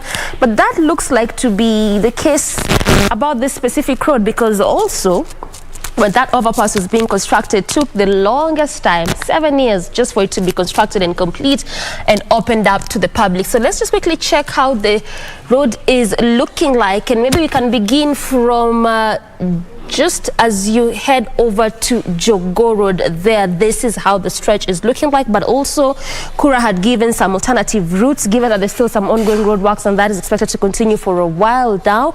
Like I'd mentioned earlier, the project has stalled a bit because they had to engage services of Nairobi Water and Sewerage Company as well as KPLC, and this was for the purpose of relocation of water pipes as well as electric poles for the proper recarpeting of this specific route. Also, what is still taking shape aside from just that construction bit is the non-motorized transport system. In fact, that NMT is taking shape from Jogoo Road all the way to the bypass, which is the entire stretch of Likoni Road. When it comes to the traffic flow right now, not so bad given the fact that there's a lot of ongoing roadworks, especially around that stretch.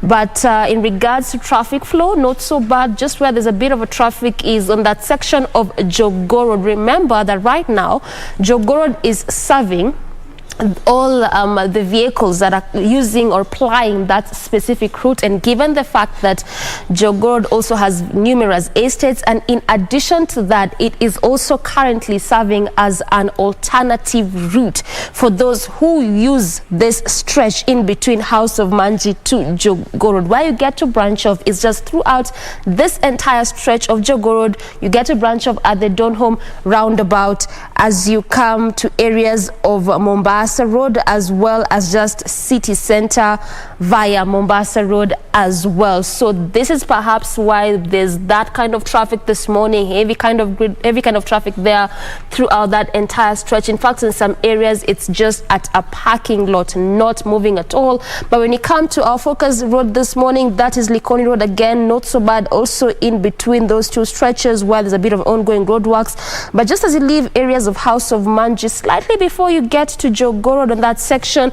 on both lanes, moving at a very, very slow pace. Now, when I'm talking about both lanes on this specific road, it just simply means as you leave House of Manji, going to CBD via Jogoo Road, and also as you leave that same area as you come through House of Manji via Likoni Road. So this is what I'm talking about when I'm talking about both lanes on this specific route. Not so bad much as there's a bit of a traffic there, but at least altogether manageable kind of traffic. Away from that area, still coming through Likoni Road as well. Look at that, no traffic at all. So clearly, why we are spotting that kind of traffic in between these two stretches is because of those ongoing roadworks there.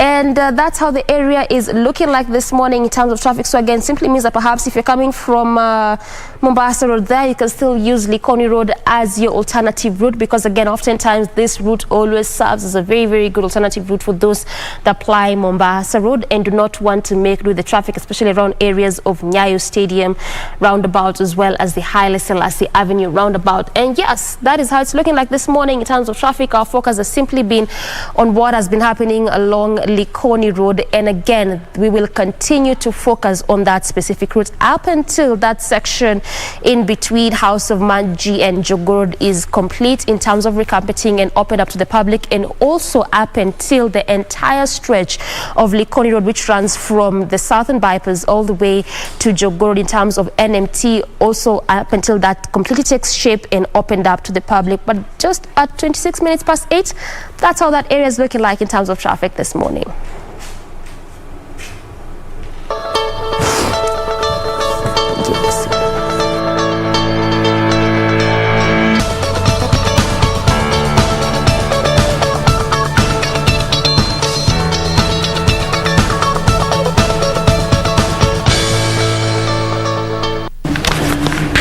All right, and after that, now let's shift our focus to the viewpoint, and let's just take a look at what we are going to be tackling this particular hour.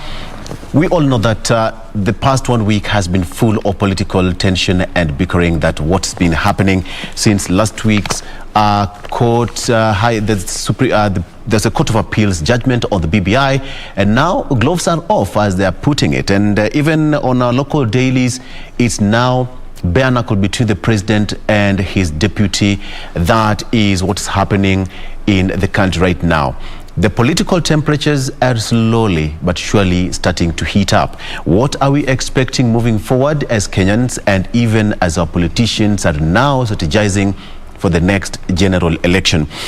Ladies and gentlemen, so in studio I have Wakili, who is still joining me once again. Wakili, thank you so much for joining us once more. Good morning, Mr. Victor, and good morning to our viewers. Karibu sana. And yes, and Wendy Awura, who is Executive Director of Young Women Leaders Connect, who is also joining me once again. Karibu, Wendy. Thank you so much. Good morning, everyone. Karibu sana. We all know what happened last week, and perhaps just to bottle it up today, first of all, Wakili, did you expect whatever we experienced last week? Did you expect it, the outcome of the court's ruling? To some extent, yes, I expected. For one, and I think I mentioned the other time we were here, if you look at the issues that the High Court upheld, there were 23 issues. And one thing, and Kenyans didn't notice, all those issues were interlinked, meaning that if you had to if the Court of Appeal had to dismiss one issue, it would affect the entire BBI process. If you had to agree with the High Court that IBC was not fully constituted, pursuant to Article 250, then you invalidate the whole process. If you had to agree that President Uhuru Kenyatta was not the right person, the promoter, pursuant to Article 257, then you invalidate the whole process. So it's true that all those 23 issues were interlinked, and it was very hard for the process or for the BBI to be, I think, to go on. So basically, the whole process was flawed from the word go? Yeah, from the word go. I think there are only two issues or three issues in the one that the High Court upheld that probably wouldn't have affected a Court of Appeal ruling, like probably the presidential immunity pursuant to Article 143. But on the other issue, almost 17 or 18 issues, they were interlinked in a way that if you had to agree with one issue in the High Court, it automatically meant that BBI had gotten to its end. What about you, Wendy? Did you expect that ruling? Let me say, definitely there was a 50-50 expectation from the ruling. For those who are supporting the BBI, definitely they were expecting that it was going to go through because of the pros that are in it, the good things that are in the content, and those who are against it from the word go, they were expecting it to be nullified. So I can say that BBI is a conversation that, despite the rule in which it is now as citizens to abide by the court ruling, there's still open ways of pursuing Article 255 through the Parliament, because now we were pursuing the popular initiative, but now the court has ruled that we cannot hold the referendum right now because of the IBC constitution and all that, the other statements that were given by the court. But I think for those who are pro-BBI, because there were things that we believed that the BBI provisions were going to improve. If you look at the 9-point agenda that were being discussed in the BBI, I mean, the country needs it. It's not about the people who initiated. And if you look at the question was if Raila Odinga and Uhuru Kenyatta are the people initiated through the handshake. The question was if the two figures are common wananchi, are able to represent the people, because if the popular initiative is supposed to come from the people. So I think that was the main issue there. But there are still windows of how we can still pursue the provisions, because we still have the provision to the Article 256 to amend through Parliament, though I know that we have already 7 pending bills in the Parliament. So there are 3 that are already almost in the second reading. And if we now break it down, I think they can pursue through several MPs taking the bills to the Parliament. So that is an option for those who really wanted the BBI to go through. So for the expectation, it was a 50-50. The country was divided in terms of expectation. If at all, Wakili, the argument is that IEBC, according to the courts, is that was not properly constituted. So where do we stand as a country? Because IEBC so far has conducted so many by-elections in this country. I think that's the situation that court did in a very Pandora's, it opened what we call the Pandora's box in a way that even the chair or the president of the Kenya Law Society was also elected with the same IEBC, including the president of the Court of Appeal was also elected through the same IEBC. So what they are creating is what I would call a constitutional crisis, in a way that you say a body that was not fully constituted, and it has had an opportunity to carry some by-election or certain election like those one for LSK and the president of the Court of Appeal. And I think it's the reason why the AG finding it within his jurisdiction to go and appeal the Court of Appeal ruling, which he still has a window.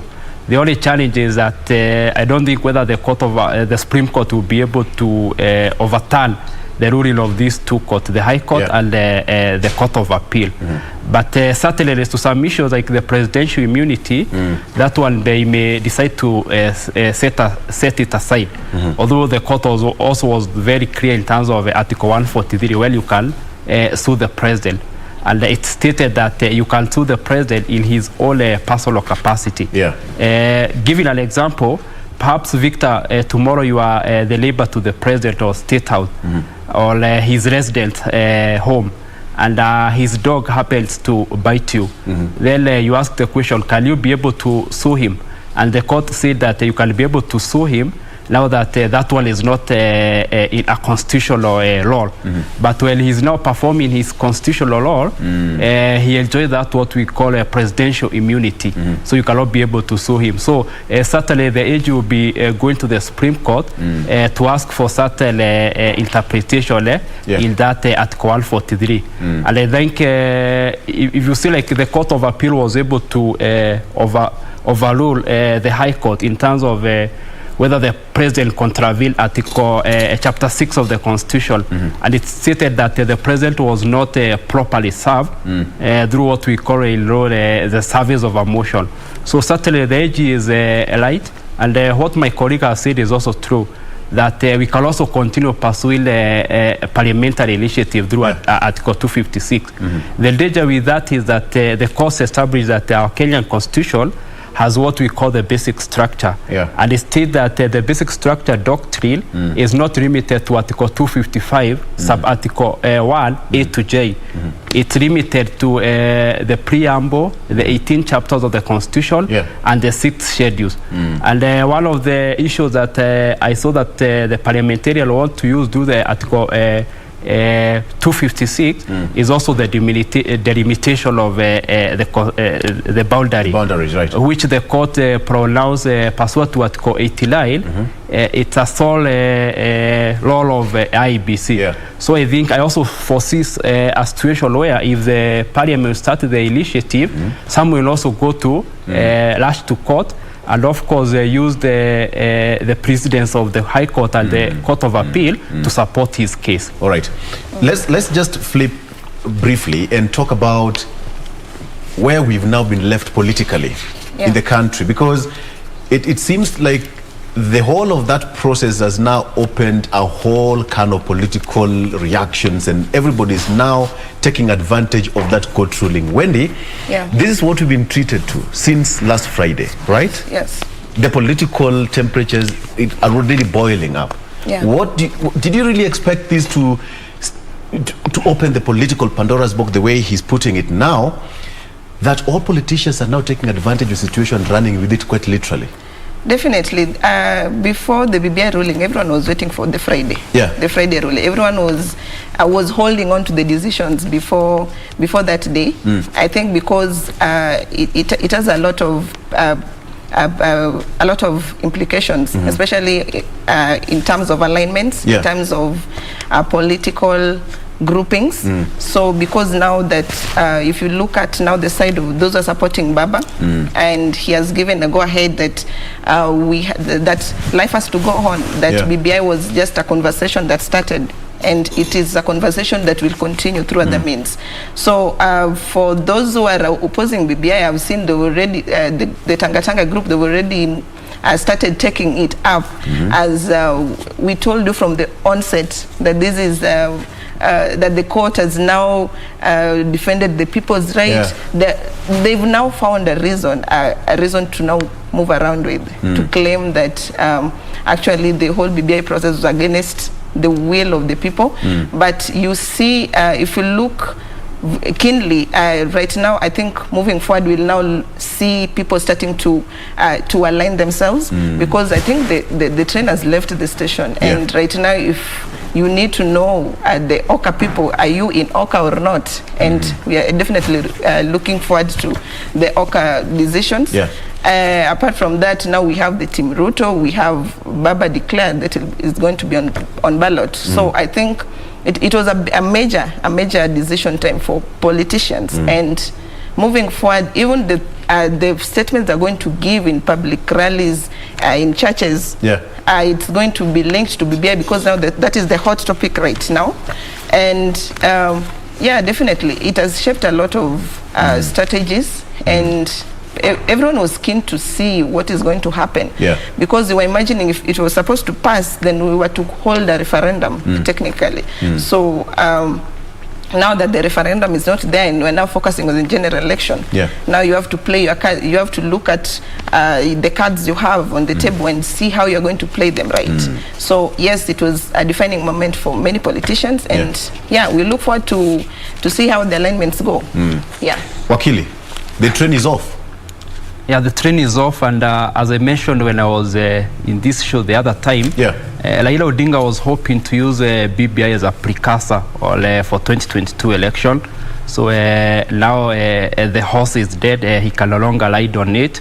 And all I also meant is that in politics there is what we call a political momentum. Certainly the BBI was to raise some political momentum. Either way, the ruling was to be made.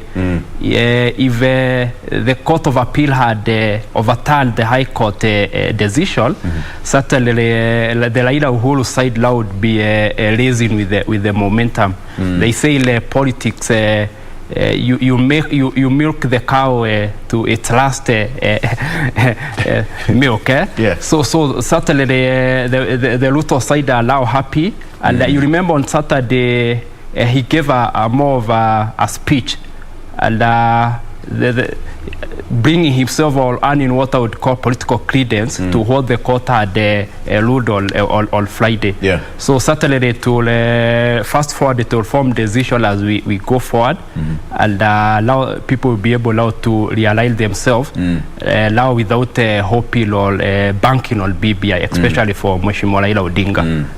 Let's allow me just to respond to what he said. I think BBI was more of a catalyzer in the whole process. It wasn't really the only stone to ride on. I mean, so now that it is an option that is not there right now, I think it was not the only target we had, because it won't, in one way, the mission of BBI, whatever the mission was, I think it was achieved to the now to the level it has reached.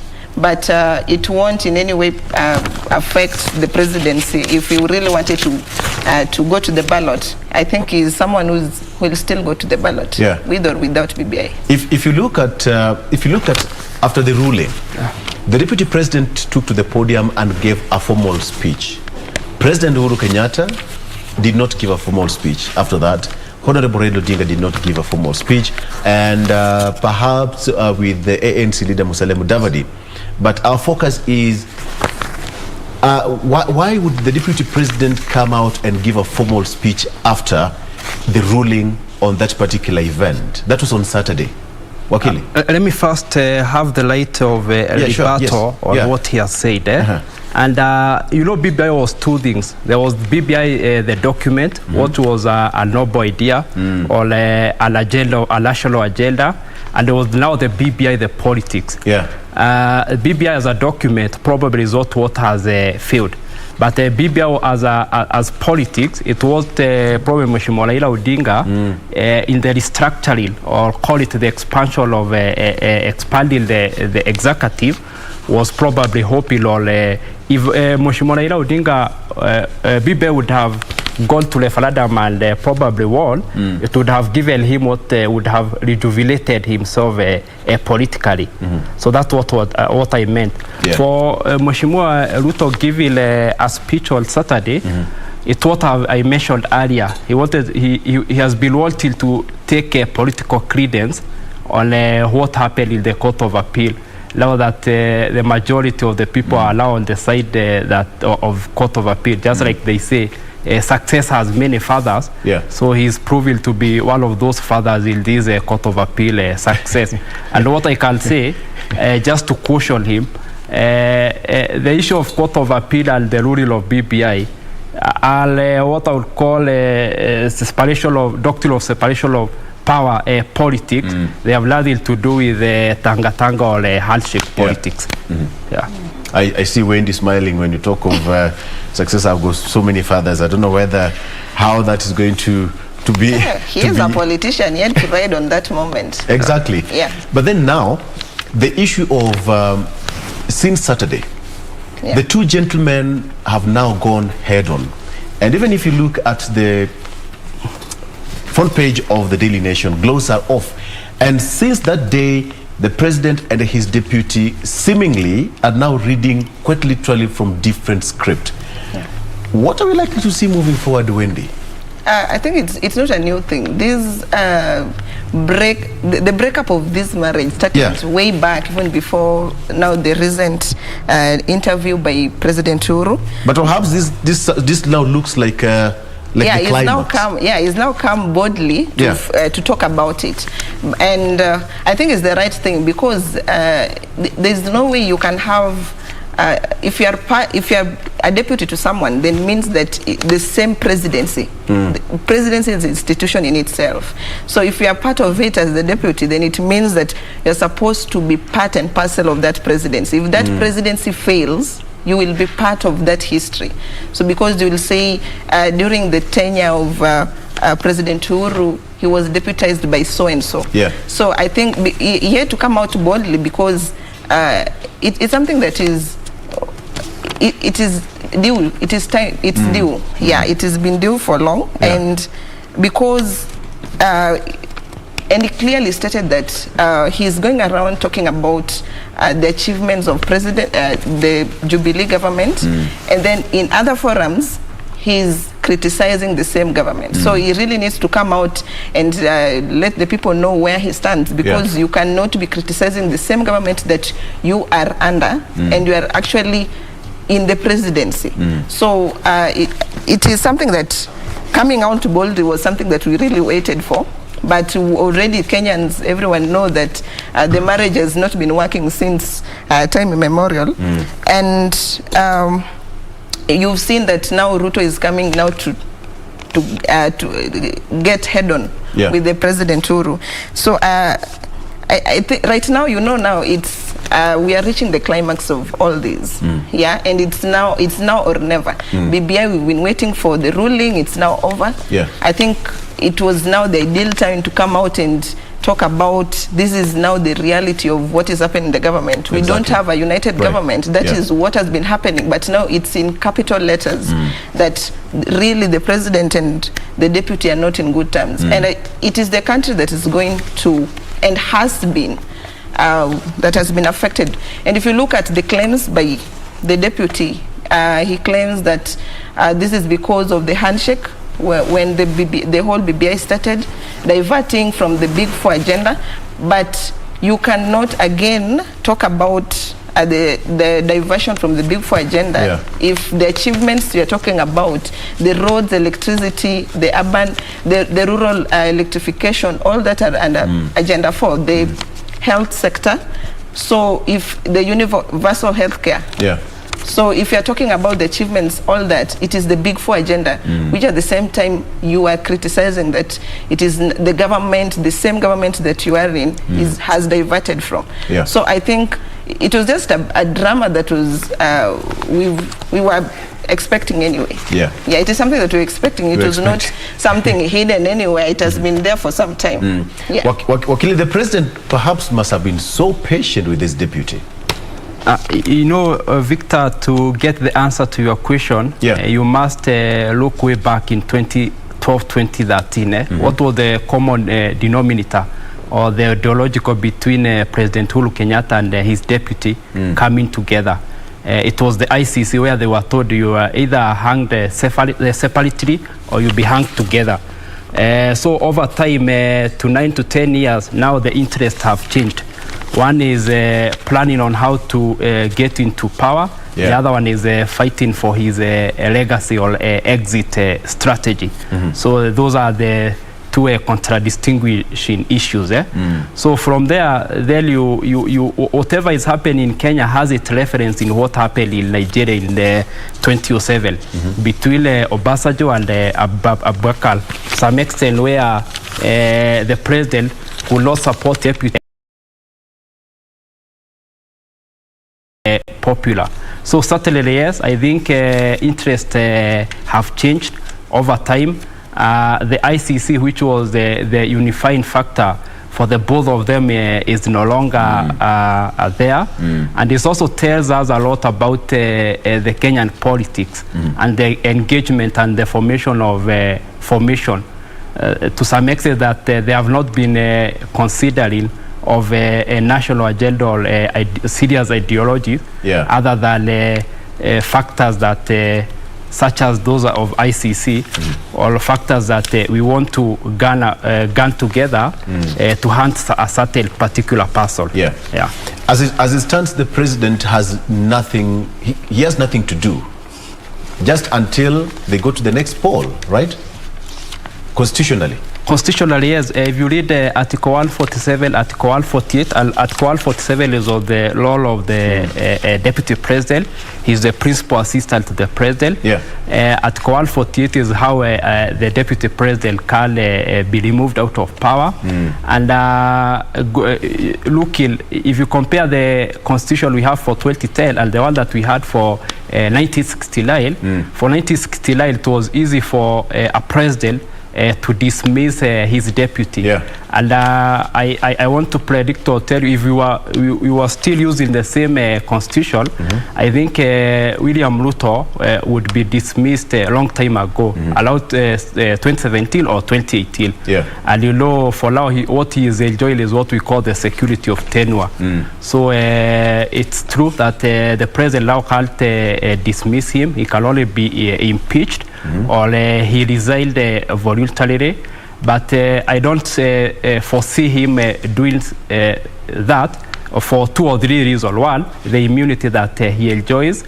Secondly, the leverages he gets. If you see all his meetings, he has been holding them in his current residence. And of course, for now, he also enjoys receiving what I would call intelligence without necessarily using his own structure or party structure.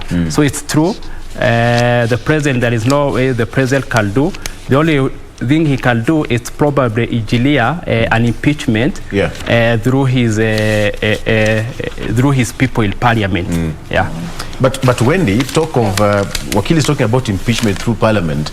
The Jubilee administration is completely split. The deputy president, on that hand, walked away with a certain chunk of Jubilee MPs in parliament. That is near impossible to happen in parliament right now. It will take a lot of it take a lot of more effort to actually do the impeachment, because now I think they're almost 50-50 in the parliament, and the MPs have come out clearly to clearly state whether they are pro Ruto or against him. And if you look at the meetings I was having at his current residence, it clearly shows that they have those who are really on his side, and it will take more effort to really impeach him. So I think the president really should just focus on the remaining months, because it's less than a year. If we really wanted to do that, if that was a card we wanted to play, I think we should have done it way back. But now it's less than a year to the next election. He should focus on maybe finishing his term, leaving the best legacy he can, and right now handling the COVID issue with the vaccinations coming up. I think that should be his focus. And if it was about getting distracted from your deputy being against you, it started way back. I think this is not the right time to start thinking about the impeachment. Think of how we are going to have fair elections, how we are going to constitute the ABC, how we are going to add more vaccines to the country, how we are going to improve healthcare and all that. So I think he has more pending and more necessary issues to really deal with in the less than 1 year to go. Whatever we're being treated to as a nation, we've never experienced this before, where the president and his deputy are at loggerheads for an entire term. This is something that Kenya has never experienced before. From your own perspective, what do you make of this? You see, from the history of Kenya, we've never had a vice president who ascended to presidency immediately. We've never had. And maybe if he is attempting to do that, which may not be so easy for him. So I think it's about him realizing that he wants to get to that seat, but he now started it so early, and he started diverting, getting entangled in all that politics way early. That is now the conflict. So yes, it is something that we've never seen, and I think it's about, everyone is looking at his own interest. Everyone is looking at how he's going to create his space at the position he wants, and the presidency is something that everyone is running for. So definitely, it's something we've never seen as Kenyans if you look at the history. But again, history tells a lot. If history really matters, and a lot of things have been related to history, and it is something to watch out for. But I don't really think that you can just, in the first shot, just get ascend to the presidency from the vice presidency. Wakili, in a situation where, the 48 laws of power, is it really healthy for, your boss is on this end, but as his deputy, is this something proper to come out openly and start opposing your boss in an open manner? Because the biggest issue was the handshake, then came the BBI, whom the deputy president all through opposed to this particular end. As Wendy is putting it, this is not something that we are used to as a nation. Did you ever get ready for such an experience? Robert Greens in his first law, in the 48 laws of power, certainly states the way you have stated. But in his 28th law of power, to be precise, he states that if you have to enter political action, enter or get into it with a lot of boldness. And I think that's what Mr. William Ruto, the deputy president, is trying to do. And certainly the reason why they have been such a long loggerhead for a long time, it's the security of tenure that the deputy president is enjoying. If it was those days of Moi, or we were still under the leadership or the governorship of the 1969 Constitution, I think it would be sacked a long time ago. So certainly whatever you have said is true. You should probably go head-to-head with your boss. But I think one time Deputy President William Ruto mentioned that whatever made them lose in the year 2002 is that Moi had told them to wait, and they happened to have done the campaign very late. So I think we say that give the devil its due. He's been very focused, very consistent, and very hardworking in whatever he's doing in terms of the presidency, running for the going for the higher seat. Whether he'll get it or not, I think time will tell. Wendy, let me just quote what the deputy president said here yesterday. He said that I don't have the luxury to surrender because I'm a man on a mission to ensure that the jobless, those who are running small businesses, and farmers who are struggling become part of this particular nation. Of course, he's been talking about the hustler nation and the bottom-up model of economy. What are we likely to see now that BBI is water under the bridge, and we have this is what we call the final lap in athletics? This is the final lap. What are we likely to see? My concern will be what different are you bringing on board, or what different are you going to tell us? Because the Jubilee, you are part of the Jubilee government, and if it is ending, yes, you are part of the legacy. And if right now you are talking about the Mama Mboga, the Juakali young people, the hustler nation, this is part of the nation that has been the focus in the Jubilee government. And if President Uhuru, through the Big Four agenda, has been targeting this marginalized sector, I don't really see what new that is going to be brought to the table. If you look at the affirmative funds that have been introduced, they've been existing all this while.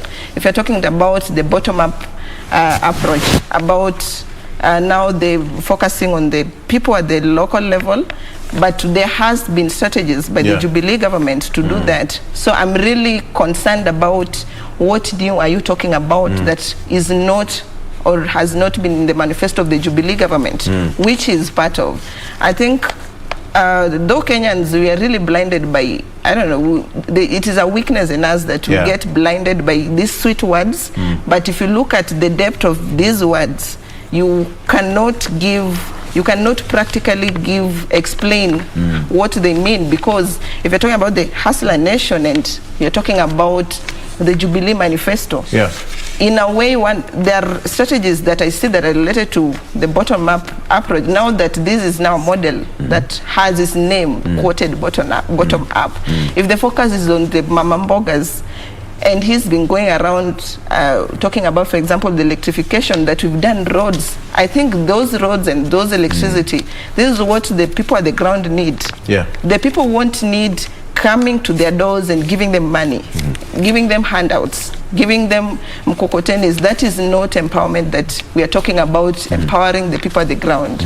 It's about bringing water to the level that the Mama Mboga can reach, making the roads accessible to the markets, making the prices and the taxes go down, making it affordable. Yeah. So I think it's about creating that ideal environment for the people. That is what we mean by empowering people at the grassroots.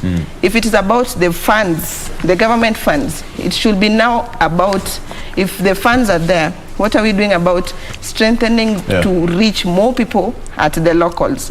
So I think he may mean how he put it, seems like it's something we are going to be brought to door. That is how he puts it, that we are going to come to your houses door to door. But I mean, we don't need coming to us personally and giving us that money.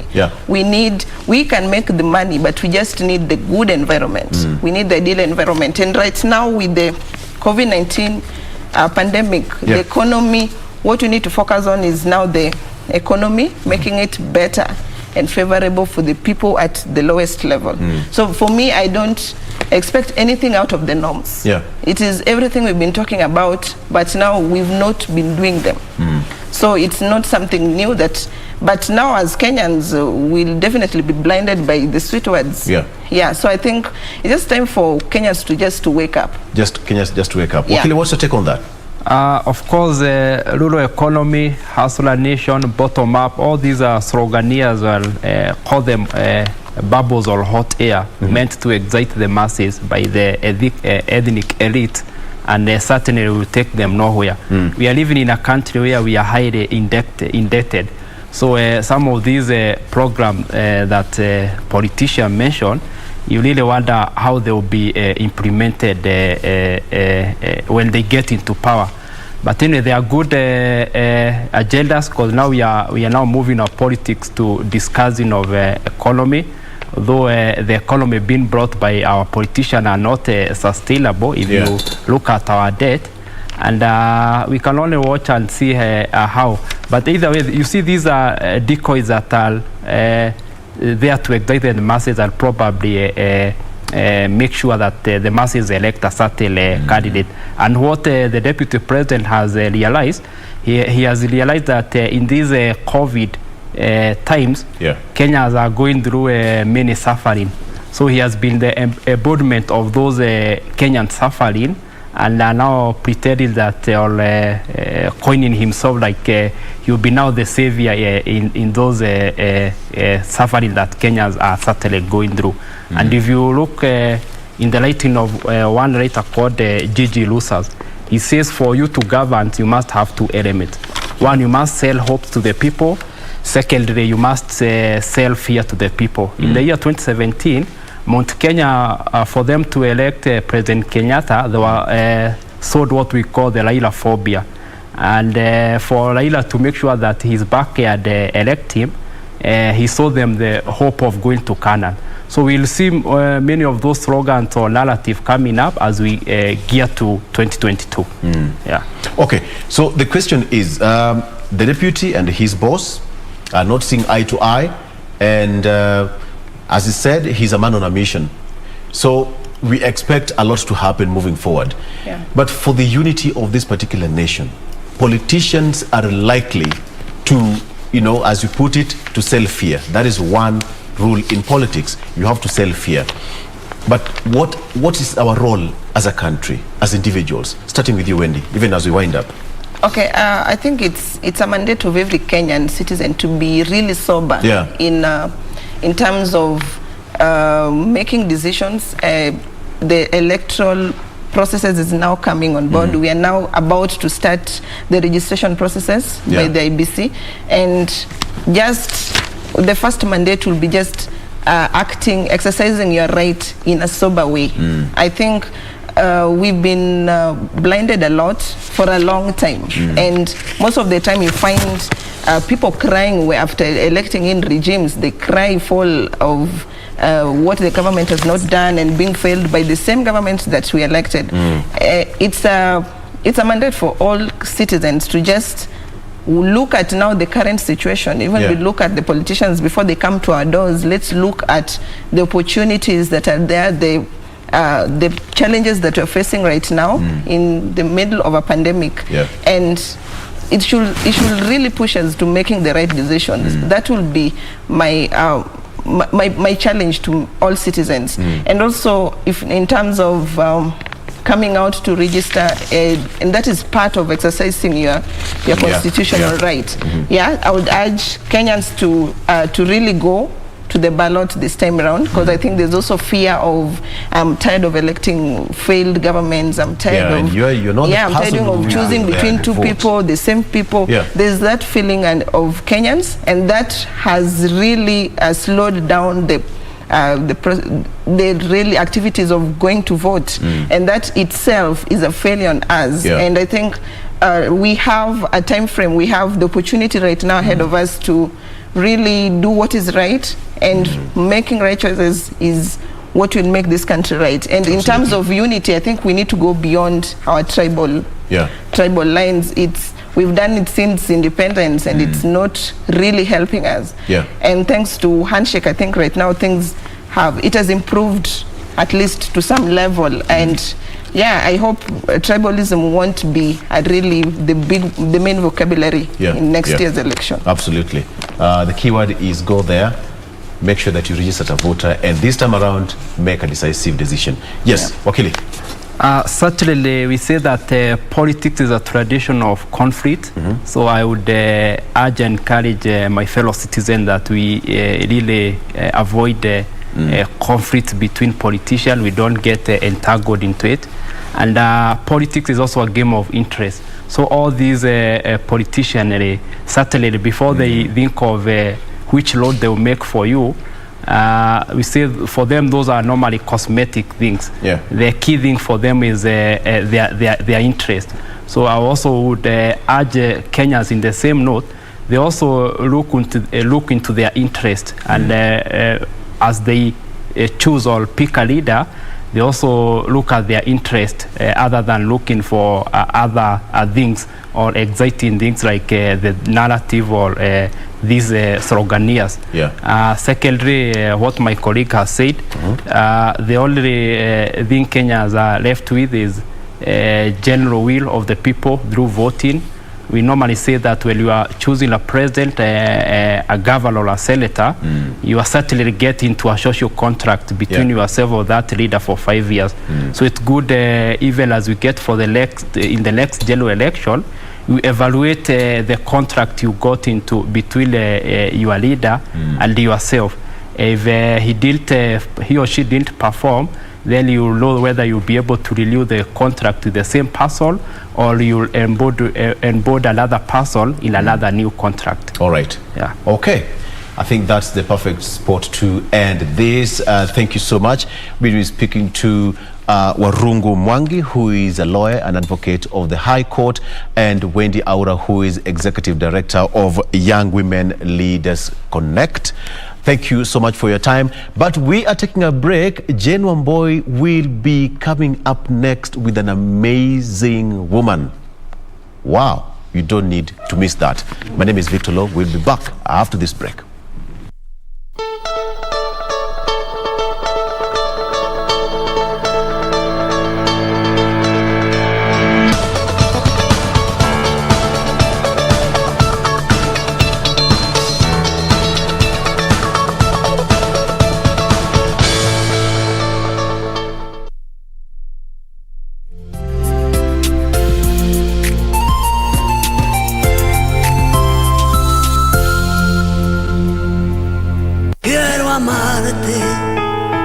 Forma diferente, de otro modo. Because if he isn't released from prison because he doesn't want your sacrifice, it is not my problem, Amaya. Of course it is, Cesar. Because remember that until Max is out, the Star Zone is never going to be yours. Do you understand? But Amaya's land will give me the power that I want. Supremacy over all of you. Forget about it. You and I are not going to make a deal. He's going to have a big surprise when he finds out that the Star Zone doesn't only belong to you. Wait, I don't get it. If it doesn't belong to me, to whom else? As far as I know, Valeria and I are the only living relatives of Florencio Martinez. Quiero amarte de una forma diferente, de otro modo, nunca igual al de otra gente. 月圆风般吹散沉香， So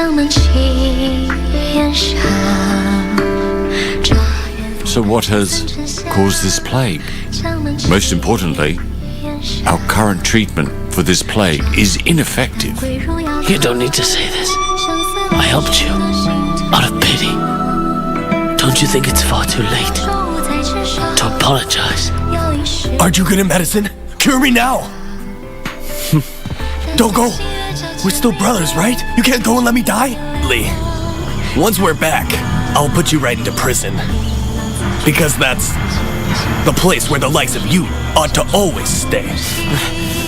You dare steal the throne from me in your dreams.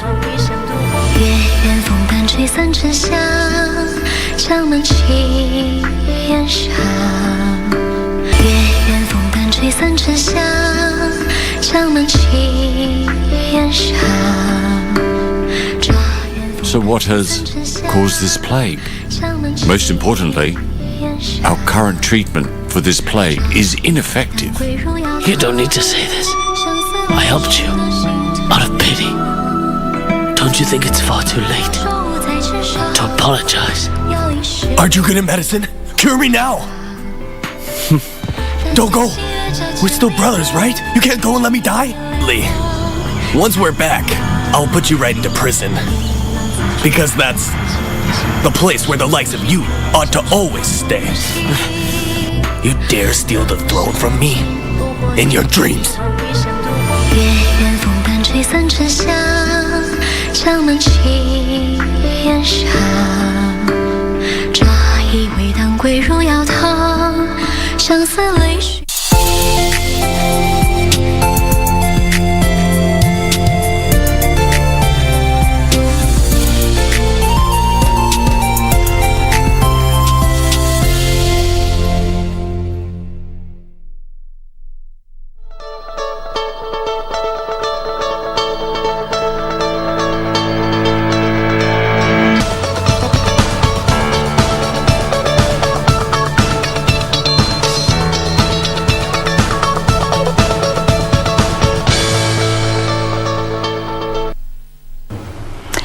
Welcome back. Glad you are still keeping us company here on Good Morning Kenya. In case you are just joining us, karibu tena sana. I am Jane Muboy. Remember, you can always be part of this conversation. Talk to us using the hashtag Good Morning Kenya on Twitter. At KBC Channel 1 is our official station handle. My handle is at Jane Wamboy across all the social media platforms. Now we are on to the final segment for the day, and this is Women at the Forefront. And with us in studio today, we have Jimia Abdul Yusuf, who is the co-founder of the Fadl Kader Leukemia Foundation. Good morning. Morning to you, Jane. How are you? I'm good. Thank you so much for making time to be with us today. Thank you so much. I really do appreciate. Karibu sana. Maybe we could start with your social media handles so that our viewers can also interact with you. That's your camera right there. Okay. My full names are Jimia Abdul Yusuf. That's the name I use on Facebook. My Twitter handle is Jimia AB. And our organization's Twitter handle is FLF_ORG.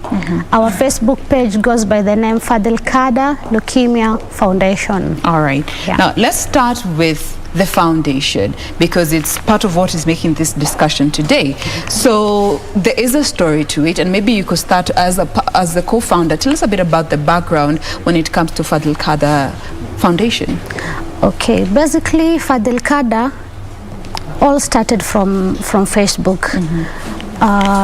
Before the organization was formed, I started off by fundraising for a kid from who had 3 holes on her heart. The kid was hospitalized beside my daughter in a certain hospital in Mombasa. So after seeing how her health was deteriorated, I questioned the mother. I decided to give out a helping hand by using social media to raise funds. Yes. So I did, and other friends joined in, and the good thing is we got enough funds for her to get to be airlifted to India to get constructive surgery of the heart. So after that story, I saw another story of a 1 year, 6 months baby whose name was Fadil. He was diagnosed with a type of blood cancer called acute lymphoblastic leukemia. So I got the contacts of the mother from Facebook. I got in touch with her. We talked a lot. She gave me the details, the medical reports. I decided to use the same platform, social media, to fundraise for the child. Yes. Of course, with other friends from social media and other supporters. We came up as a team, fundraised for the funds, and the little money that we got, the mother was able to fly to India with her son for treatment. Of course, we didn't have enough funds, so we were to send more money as the kid started receiving treatment. Exactly. So unfortunately, after receiving treatment at exactly 1 month, the kid succumbed to complications of cancer treatment in India. So her being a Muslim, they couldn't keep the body, so the mother had to bury her son in India and come back to Kenya alone. Oh wow. It was a tough decision actually. It was also emotional because I didn't get the chance to meet the little baby. His name was Fadil. So when the mother came back, we saw the challenges that we faced raising funds for baby Fadil. So we came up again as friends, started a WhatsApp group. Through the WhatsApp group, we were a few friends. We used to chip in from our pockets and support different cases that we have of cancer children, cancer, other types of cancers, like doing monthly shopping, just some little bit of where we can help. That's what we used to do. So as time goes by, we used to be getting a case at a case. It became so overwhelming. Now, a good friend of mine, my childhood friend, I can't mention his name at the moment, he had been following what we were doing on social media. Yes. So the guy followed me. He said, "You are doing a great job, but what you need to do, because there's issue of funds involved, you need to get registered for you to be credible and to get more support. There's a lot you can do on cancer, because not everyone knows about cancer. You can be creating awareness and all that, but you can't do it as an individual. You need to use the legal direction, the right direction. A more structured way. Exactly. Okay. So the WhatsApp group came to be an NGO, a legally registered NGO in the year 2016. Actually, we are now, the month of November, will be celebrating our 5th anniversary. We thank God for that. So we registered the group as an NGO, and the name of the organization, Fadil Kada. Fadil is the name of the baby who passed away in India while receiving treatment and buried in India. Kada was his nickname. I can say the name that the mother used to call his son at home, my Kadamon, my Kadamon. So the name of the organization is actually after the baby who passed away. Exactly. We couldn't do we couldn't save the boy, or we couldn't do much for him, because actually it was a late diagnosis. But up to this moment, we can say God directs us, or God gives you the right direction. You couldn't save that kid, but there's so many other kids that you've saved using the name Fadil Kada. So that's how Fadil Kada Leukemia Foundation was born. Came to be. Yes. Such a powerful story behind it. A little boy who has left such a legacy to save many, many other lives of other little children out there. And you know, just looking at statistics, cancer is among the leading causes of death in children. Childhood cancer is not, there isn't a national registry when it comes to childhood cancer, and that is one of the problems that we are having as a country when it comes to dealing with childhood cancer, because the ministry most of the time gets data from the hospitals that have addressed these cases. There isn't a national registry that has been solely directed towards focusing on childhood cancer, and it's such a beautiful thing that the story of one little boy is what has gotten a whole foundation going. Now, looking at the fact that you're going to be celebrating 5 years down the line in just a couple of months, what are some of the challenges that you have seen when it comes to, and not just even childhood cancer, but many other conditions that you've been able to interact with from the different patients that you have met out there? What are some of those major challenges that many people are facing when it comes to access to medical healthcare services and facilities for that matter? I can say the main challenge has been poverty. No one can be diagnosed with cancer, or no one can be sick and just decide to stay at home. Poverty becomes a challenge to many. And what I can say, cultural beliefs, there are some cultures that believe certain conditions, they are not to be solved in the hospital. So you can say, like the case of leukemia. Many people, when there is a problem with the blood, low blood counts, you'll see some other people believe that maybe the kid is possessed. There's a kind of, I can say, demons. Yes, demons sucking up the blood. We have seen such kind of cases. So they decide to seek other traditional stuffs to treat that kid. Unfortunately, when that case or that child goes to the hospital, it becomes a late diagnosis. The kid's health is really deteriorated. So I can say poverty. And when we say about the financial constraints, also it falls under poverty. It falls under poverty and lack of information. So many people back in the villages don't have information about cancer. Not only in the villages, I can say it's countrywide. Most of us know about breast cancer, and most of us know breast cancer only affects women. Unfortunately, breast cancer also affects men. We have cases of men being diagnosed with the breast cancer. So you see, like not many people know about it because sensitization isn't being done or isn't reaching where it's supposed to reach the people in mashinani. Yes. So I can say lack of awareness also is a big problem in our communities. All right. Yeah. Now, I came across an article that was looking at the fact that when it comes to childhood cancers, there has also become a trend where some of these children are abandoned. I don't know if you've come across such cases either at hospitals or just within the community when they are found to be having cancer, and then looking at the financial burden that is to come, some end up being abandoned. Is this something that you have come across? Yes, many cases. We usually also do visit hospitals.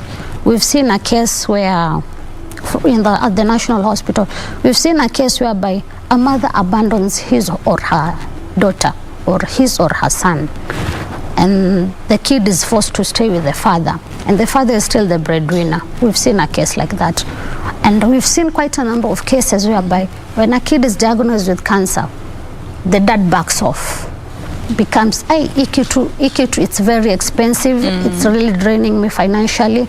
The kid remains with the mom. Okay. We've seen so many kind of such stories. Exactly. Now that brings me to now the aspect of the caregiver who is involved in such a situation. How do you as an organization involve them in this whole conversation, making sure that they're also getting the support they need to be able to effectively care and be there for the child or patient that may be involved in this case? We usually deal with one case at a time because what we depend on is social media platforms to raise funds for those kinds of children.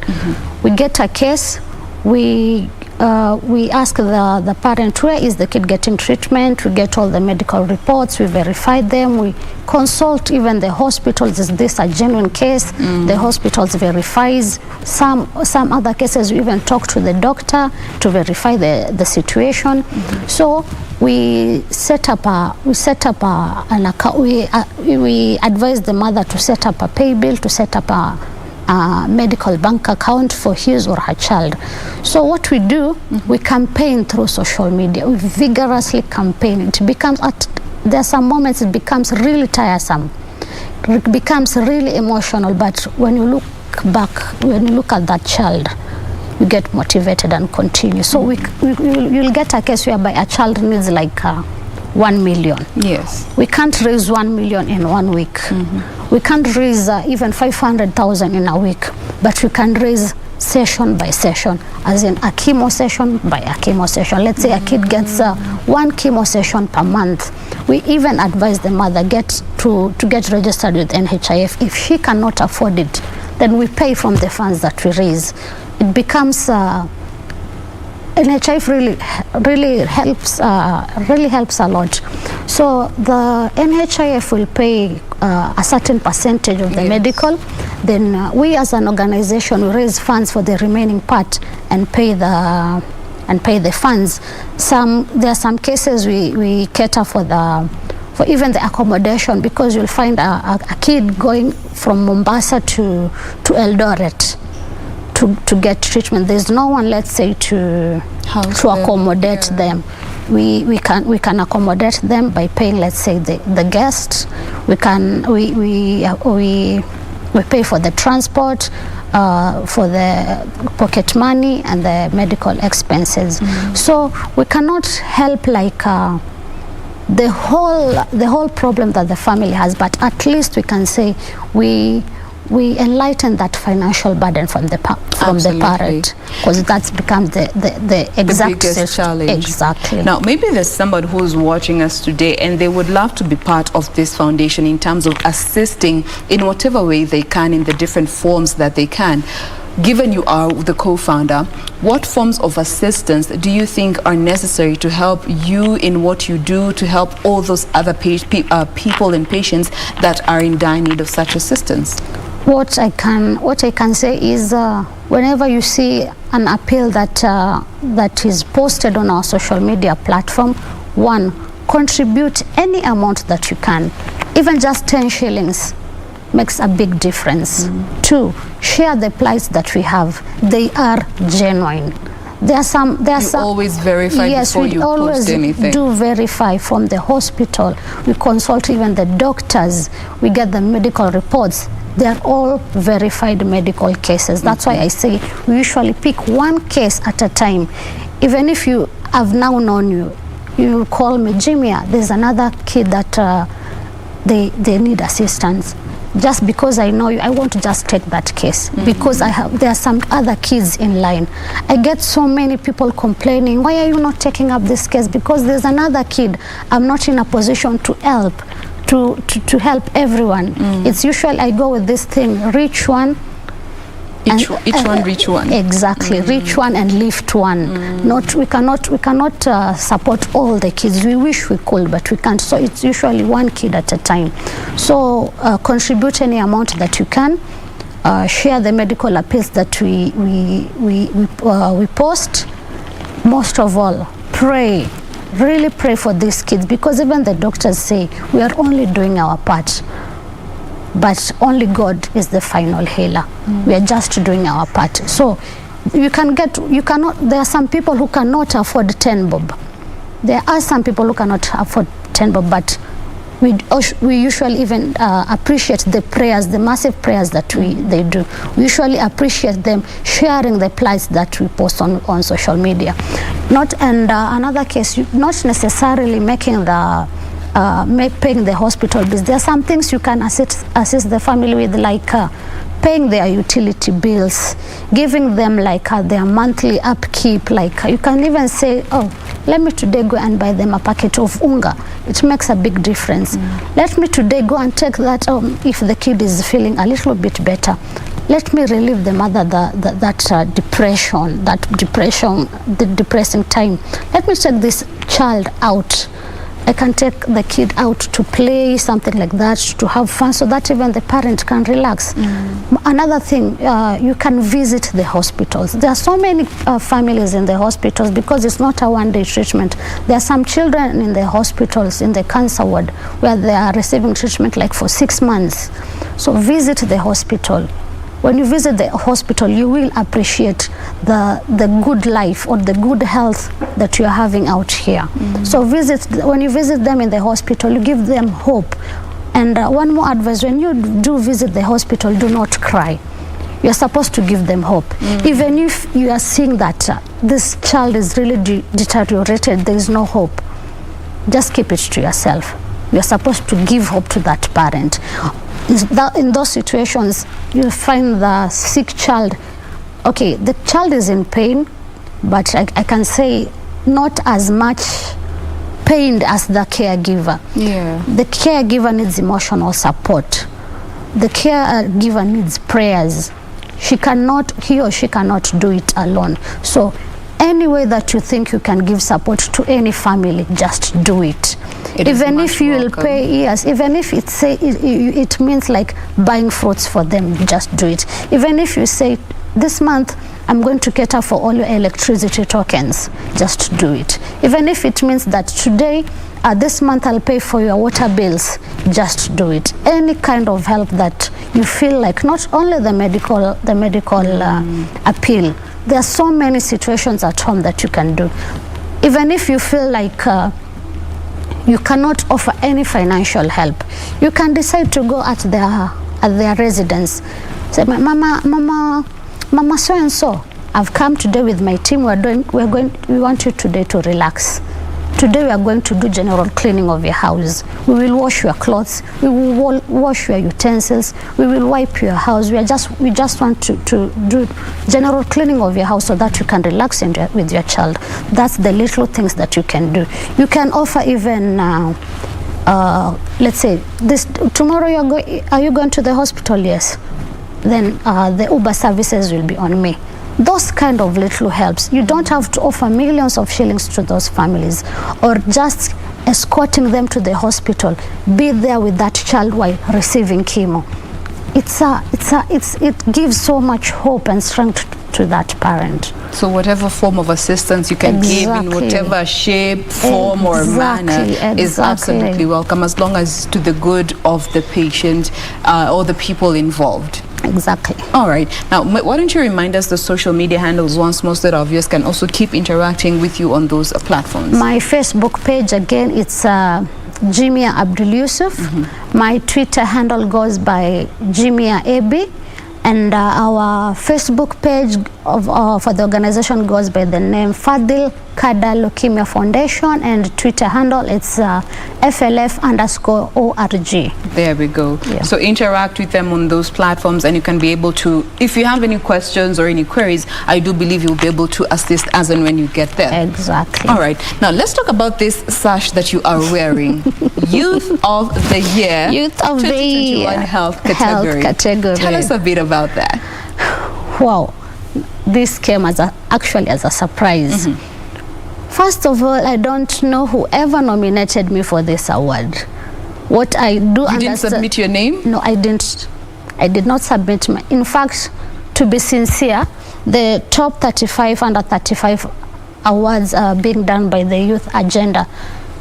To be frank, I didn't know about the Youth Agenda. I came to know yesterday that they have been in existence for the last 25 years, since 1996. I came to know about it this year. Whoever nominated me or whoever nominated Fadil Kada for this award, we really do appreciate it. Okay, now how it happened, I can say it's all someone caring, or one of our supporters seeing what we do on social media, so decided to nominate us for it. So what I saw via my email address was you have been you have been mentioned, blah blah blah. It was a long email, so you need to submit this and this document, and the email address was @gmail.com. I say this must be one of those scams. Exactly. Okay, I said let me give it a benefit of doubt. Let me just search for it. There was this lady who signed that email called Winnie Moriasi. To be sincere, I didn't know Winnie Moriasi. I decided to search on Facebook Winnie Moriasi. I didn't see. Twitter, I didn't see Winnie Moriasi. So I went to Google, I searched Winnie Moriasi, and I saw her name under LinkedIn. So, okay, she's on LinkedIn, she's under the youth agenda, she's working for the youth agenda, then it must be a genuine one. So I decided to submit all the documents they had requested. They replied, we'll get back to you after a few weeks. They sent me an email, you've proceeded to the next phase, so you are booked for a virtual interview with a panel. I said, whoa, it's going to be virtual. Pressure. I've never done something like that. Yes. Yeah. So I was booked for the interview. The day came. To be sincere, the questions that they asked, I actually, after the interview, actually laughed at myself. I said, oh my God, what have I done? Did I really answer the questions that they've really asked? Because I didn't see myself answering exactly what they were saying, rather than I thought like I was marketing our organization. Exactly, that's what I saw. But after a few hours, my Twitter handle isn't that quite active, but I saw a notification then on the Twitter app. When I logged in on Twitter, wow, I've proceeded to the finals. Under the same category, we were 15. I said, oh my God. I decided to inbox a friend of mine. I told her I've proceeded to the finals, but I don't think I'm going to win because we are 15 of us under the same category, and some of them, they were on the same category last year, but they didn't make it, so I guess they were nominated again this year. So, but I told my friend, where I have reached and I've seen it's done by it's recognized by the Ministry of ICT, Youth and Innovation. The finals, I'm already satisfied with it. She told me, no, don't give up, just pray. This is a prestigious award. I said, okay, but whatever the outcome, I'm still satisfied where I have reached. I'm okay with it. Yeah, I'm okay with the finals. So the celebration and unveiling of the winners was being also done virtually via the Youth Agenda YouTube channel. So I decided, let me just follow the unveiling of the winners. I clap for the winners because I know one day even there are people who will clap for me. Yes. You need to celebrate others, so let me just follow. I had I saw the celebration, blah blah blah, the sponsors of the event and all that. And then when they were unveiling the health category, the first one, Jimmy Abdul Yusuf, I was like, huh? Hold up. Really? Okay, I was in the office actually I'm also employed somewhere else. So I felt like crying, but when I checked the other side, my boss was there and I said, okay, let me just keep quiet. Yes. I listened to the whole thing. We were 3 winners under the same category. Then I faced my boss. I told my boss, I have won, Alhamdulillah. What have you won? Is it the 4 awards? Because there's another award people are voting for me. Yes. Is it the 4 awards? No. I told him no. Which award? I told him there's another award, top 35 under the Ministry of ICT. He said, what? Just like that? I told him I still can't believe it. So I went back to my supporters and my friends on WhatsApp group and told them, because when I get an award, it's usually not mine. It belongs to me and my supporters. It's usually not mine. Because our slogan goes like, no one fights alone. So on a real sense, it does not belong to me. I have to inform my supporters. So I went to my supporters. It's a group of youths from Korogocho who usually cheer me when I'm down. Whenever I'm down, they notice whenever I'm emotionally drained. They usually notice if things are not okay. So I went to the group and told them, guys, guess what? What? We have won The Fire Awards, I told them, no, there's another award called the Top 35 by the ministry. They really celebrated. They were happy because how we do our things, only God knows. They are the people who understand how we do our things. I went to another group where I also have supporters. I told, there are some various platforms on, various groups on WhatsApp. I had to inform all those people who support me. Then after a friend of mine told me, update whatever has happened on Twitter. I told her I'm not active on Twitter, and actually I'm still dumbfounded. I don't know what to post. I don't know what to say. I don't know if I should say thank you. Actually, I'm left without words. So I just sent her the picture.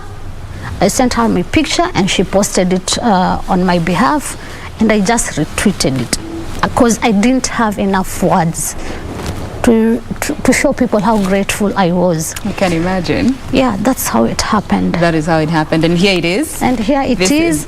I came all the way from Mombasa to get my award. I was given yesterday.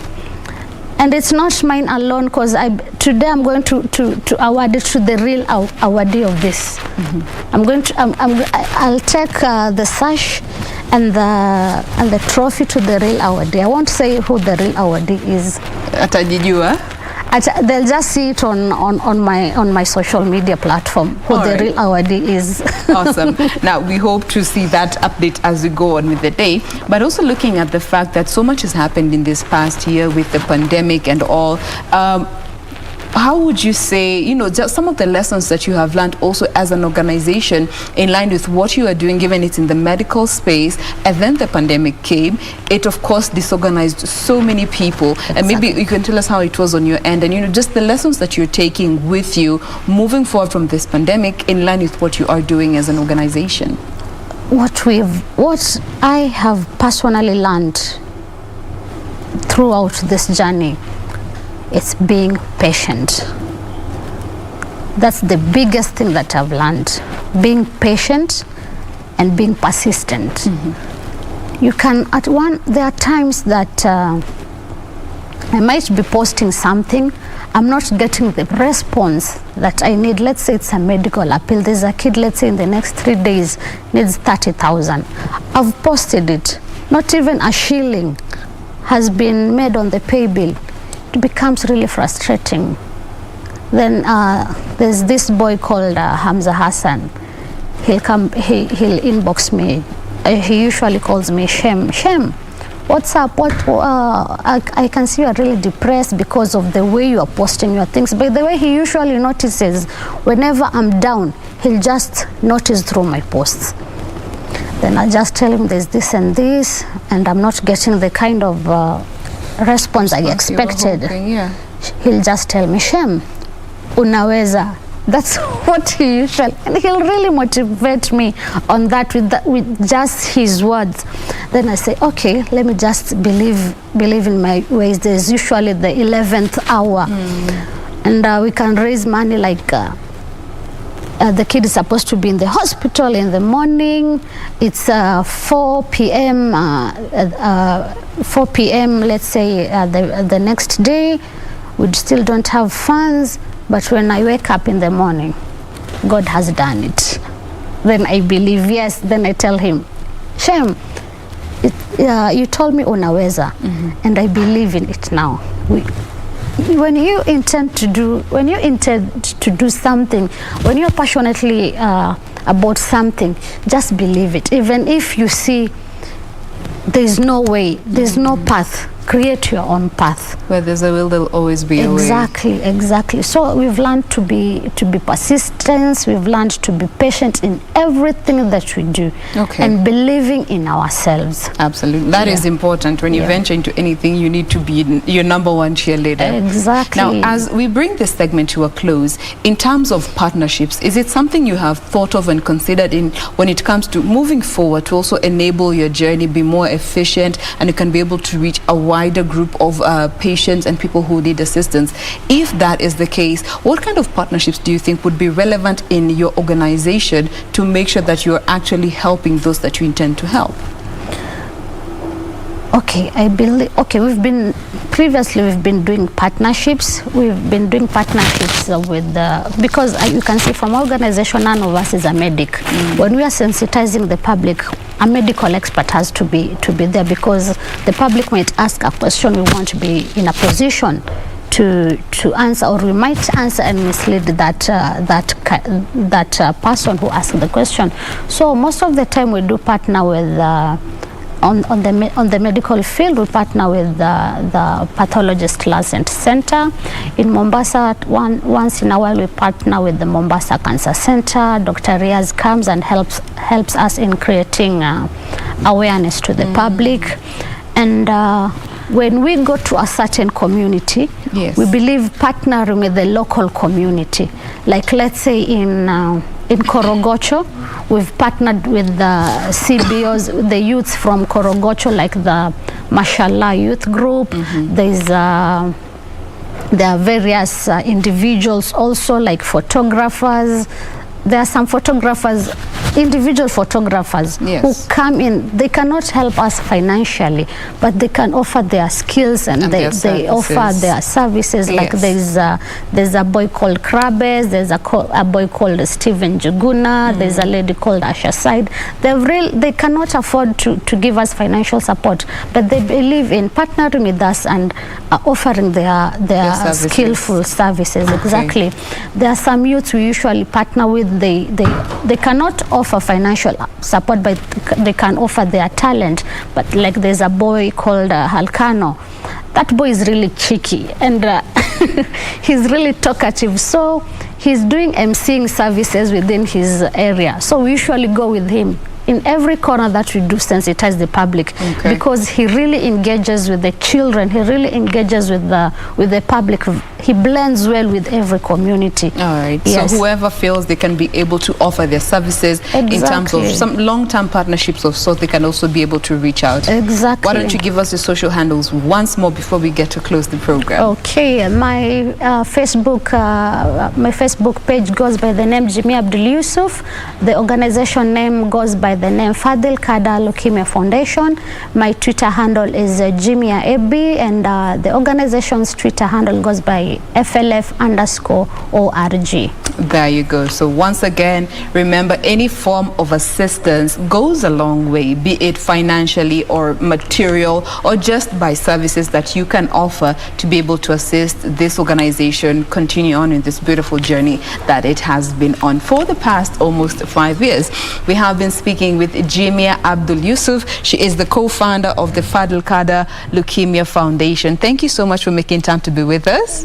And congratulations on winning the Youth of the Year Health Category. Health Category Award. Insist on that. Under 35. Health Category Award. Tuko sawa hapo. Exactly. All right. Thank you so much for being with us today. Thank you so much, Jen, for giving us the platform to tell the world what we really do. And thank you so much to all our supporters, because we believe we are not here alone. It's because of you that we are here. We really do appreciate any kind of support that you give us. Thank you so much. All right. And that brings us to a close of Good Morning Kenya. Thank you for being with us this far. On behalf of the crew, we wish you a lovely day. Do enjoy the rest of your viewing. I'm Jane Wamboy.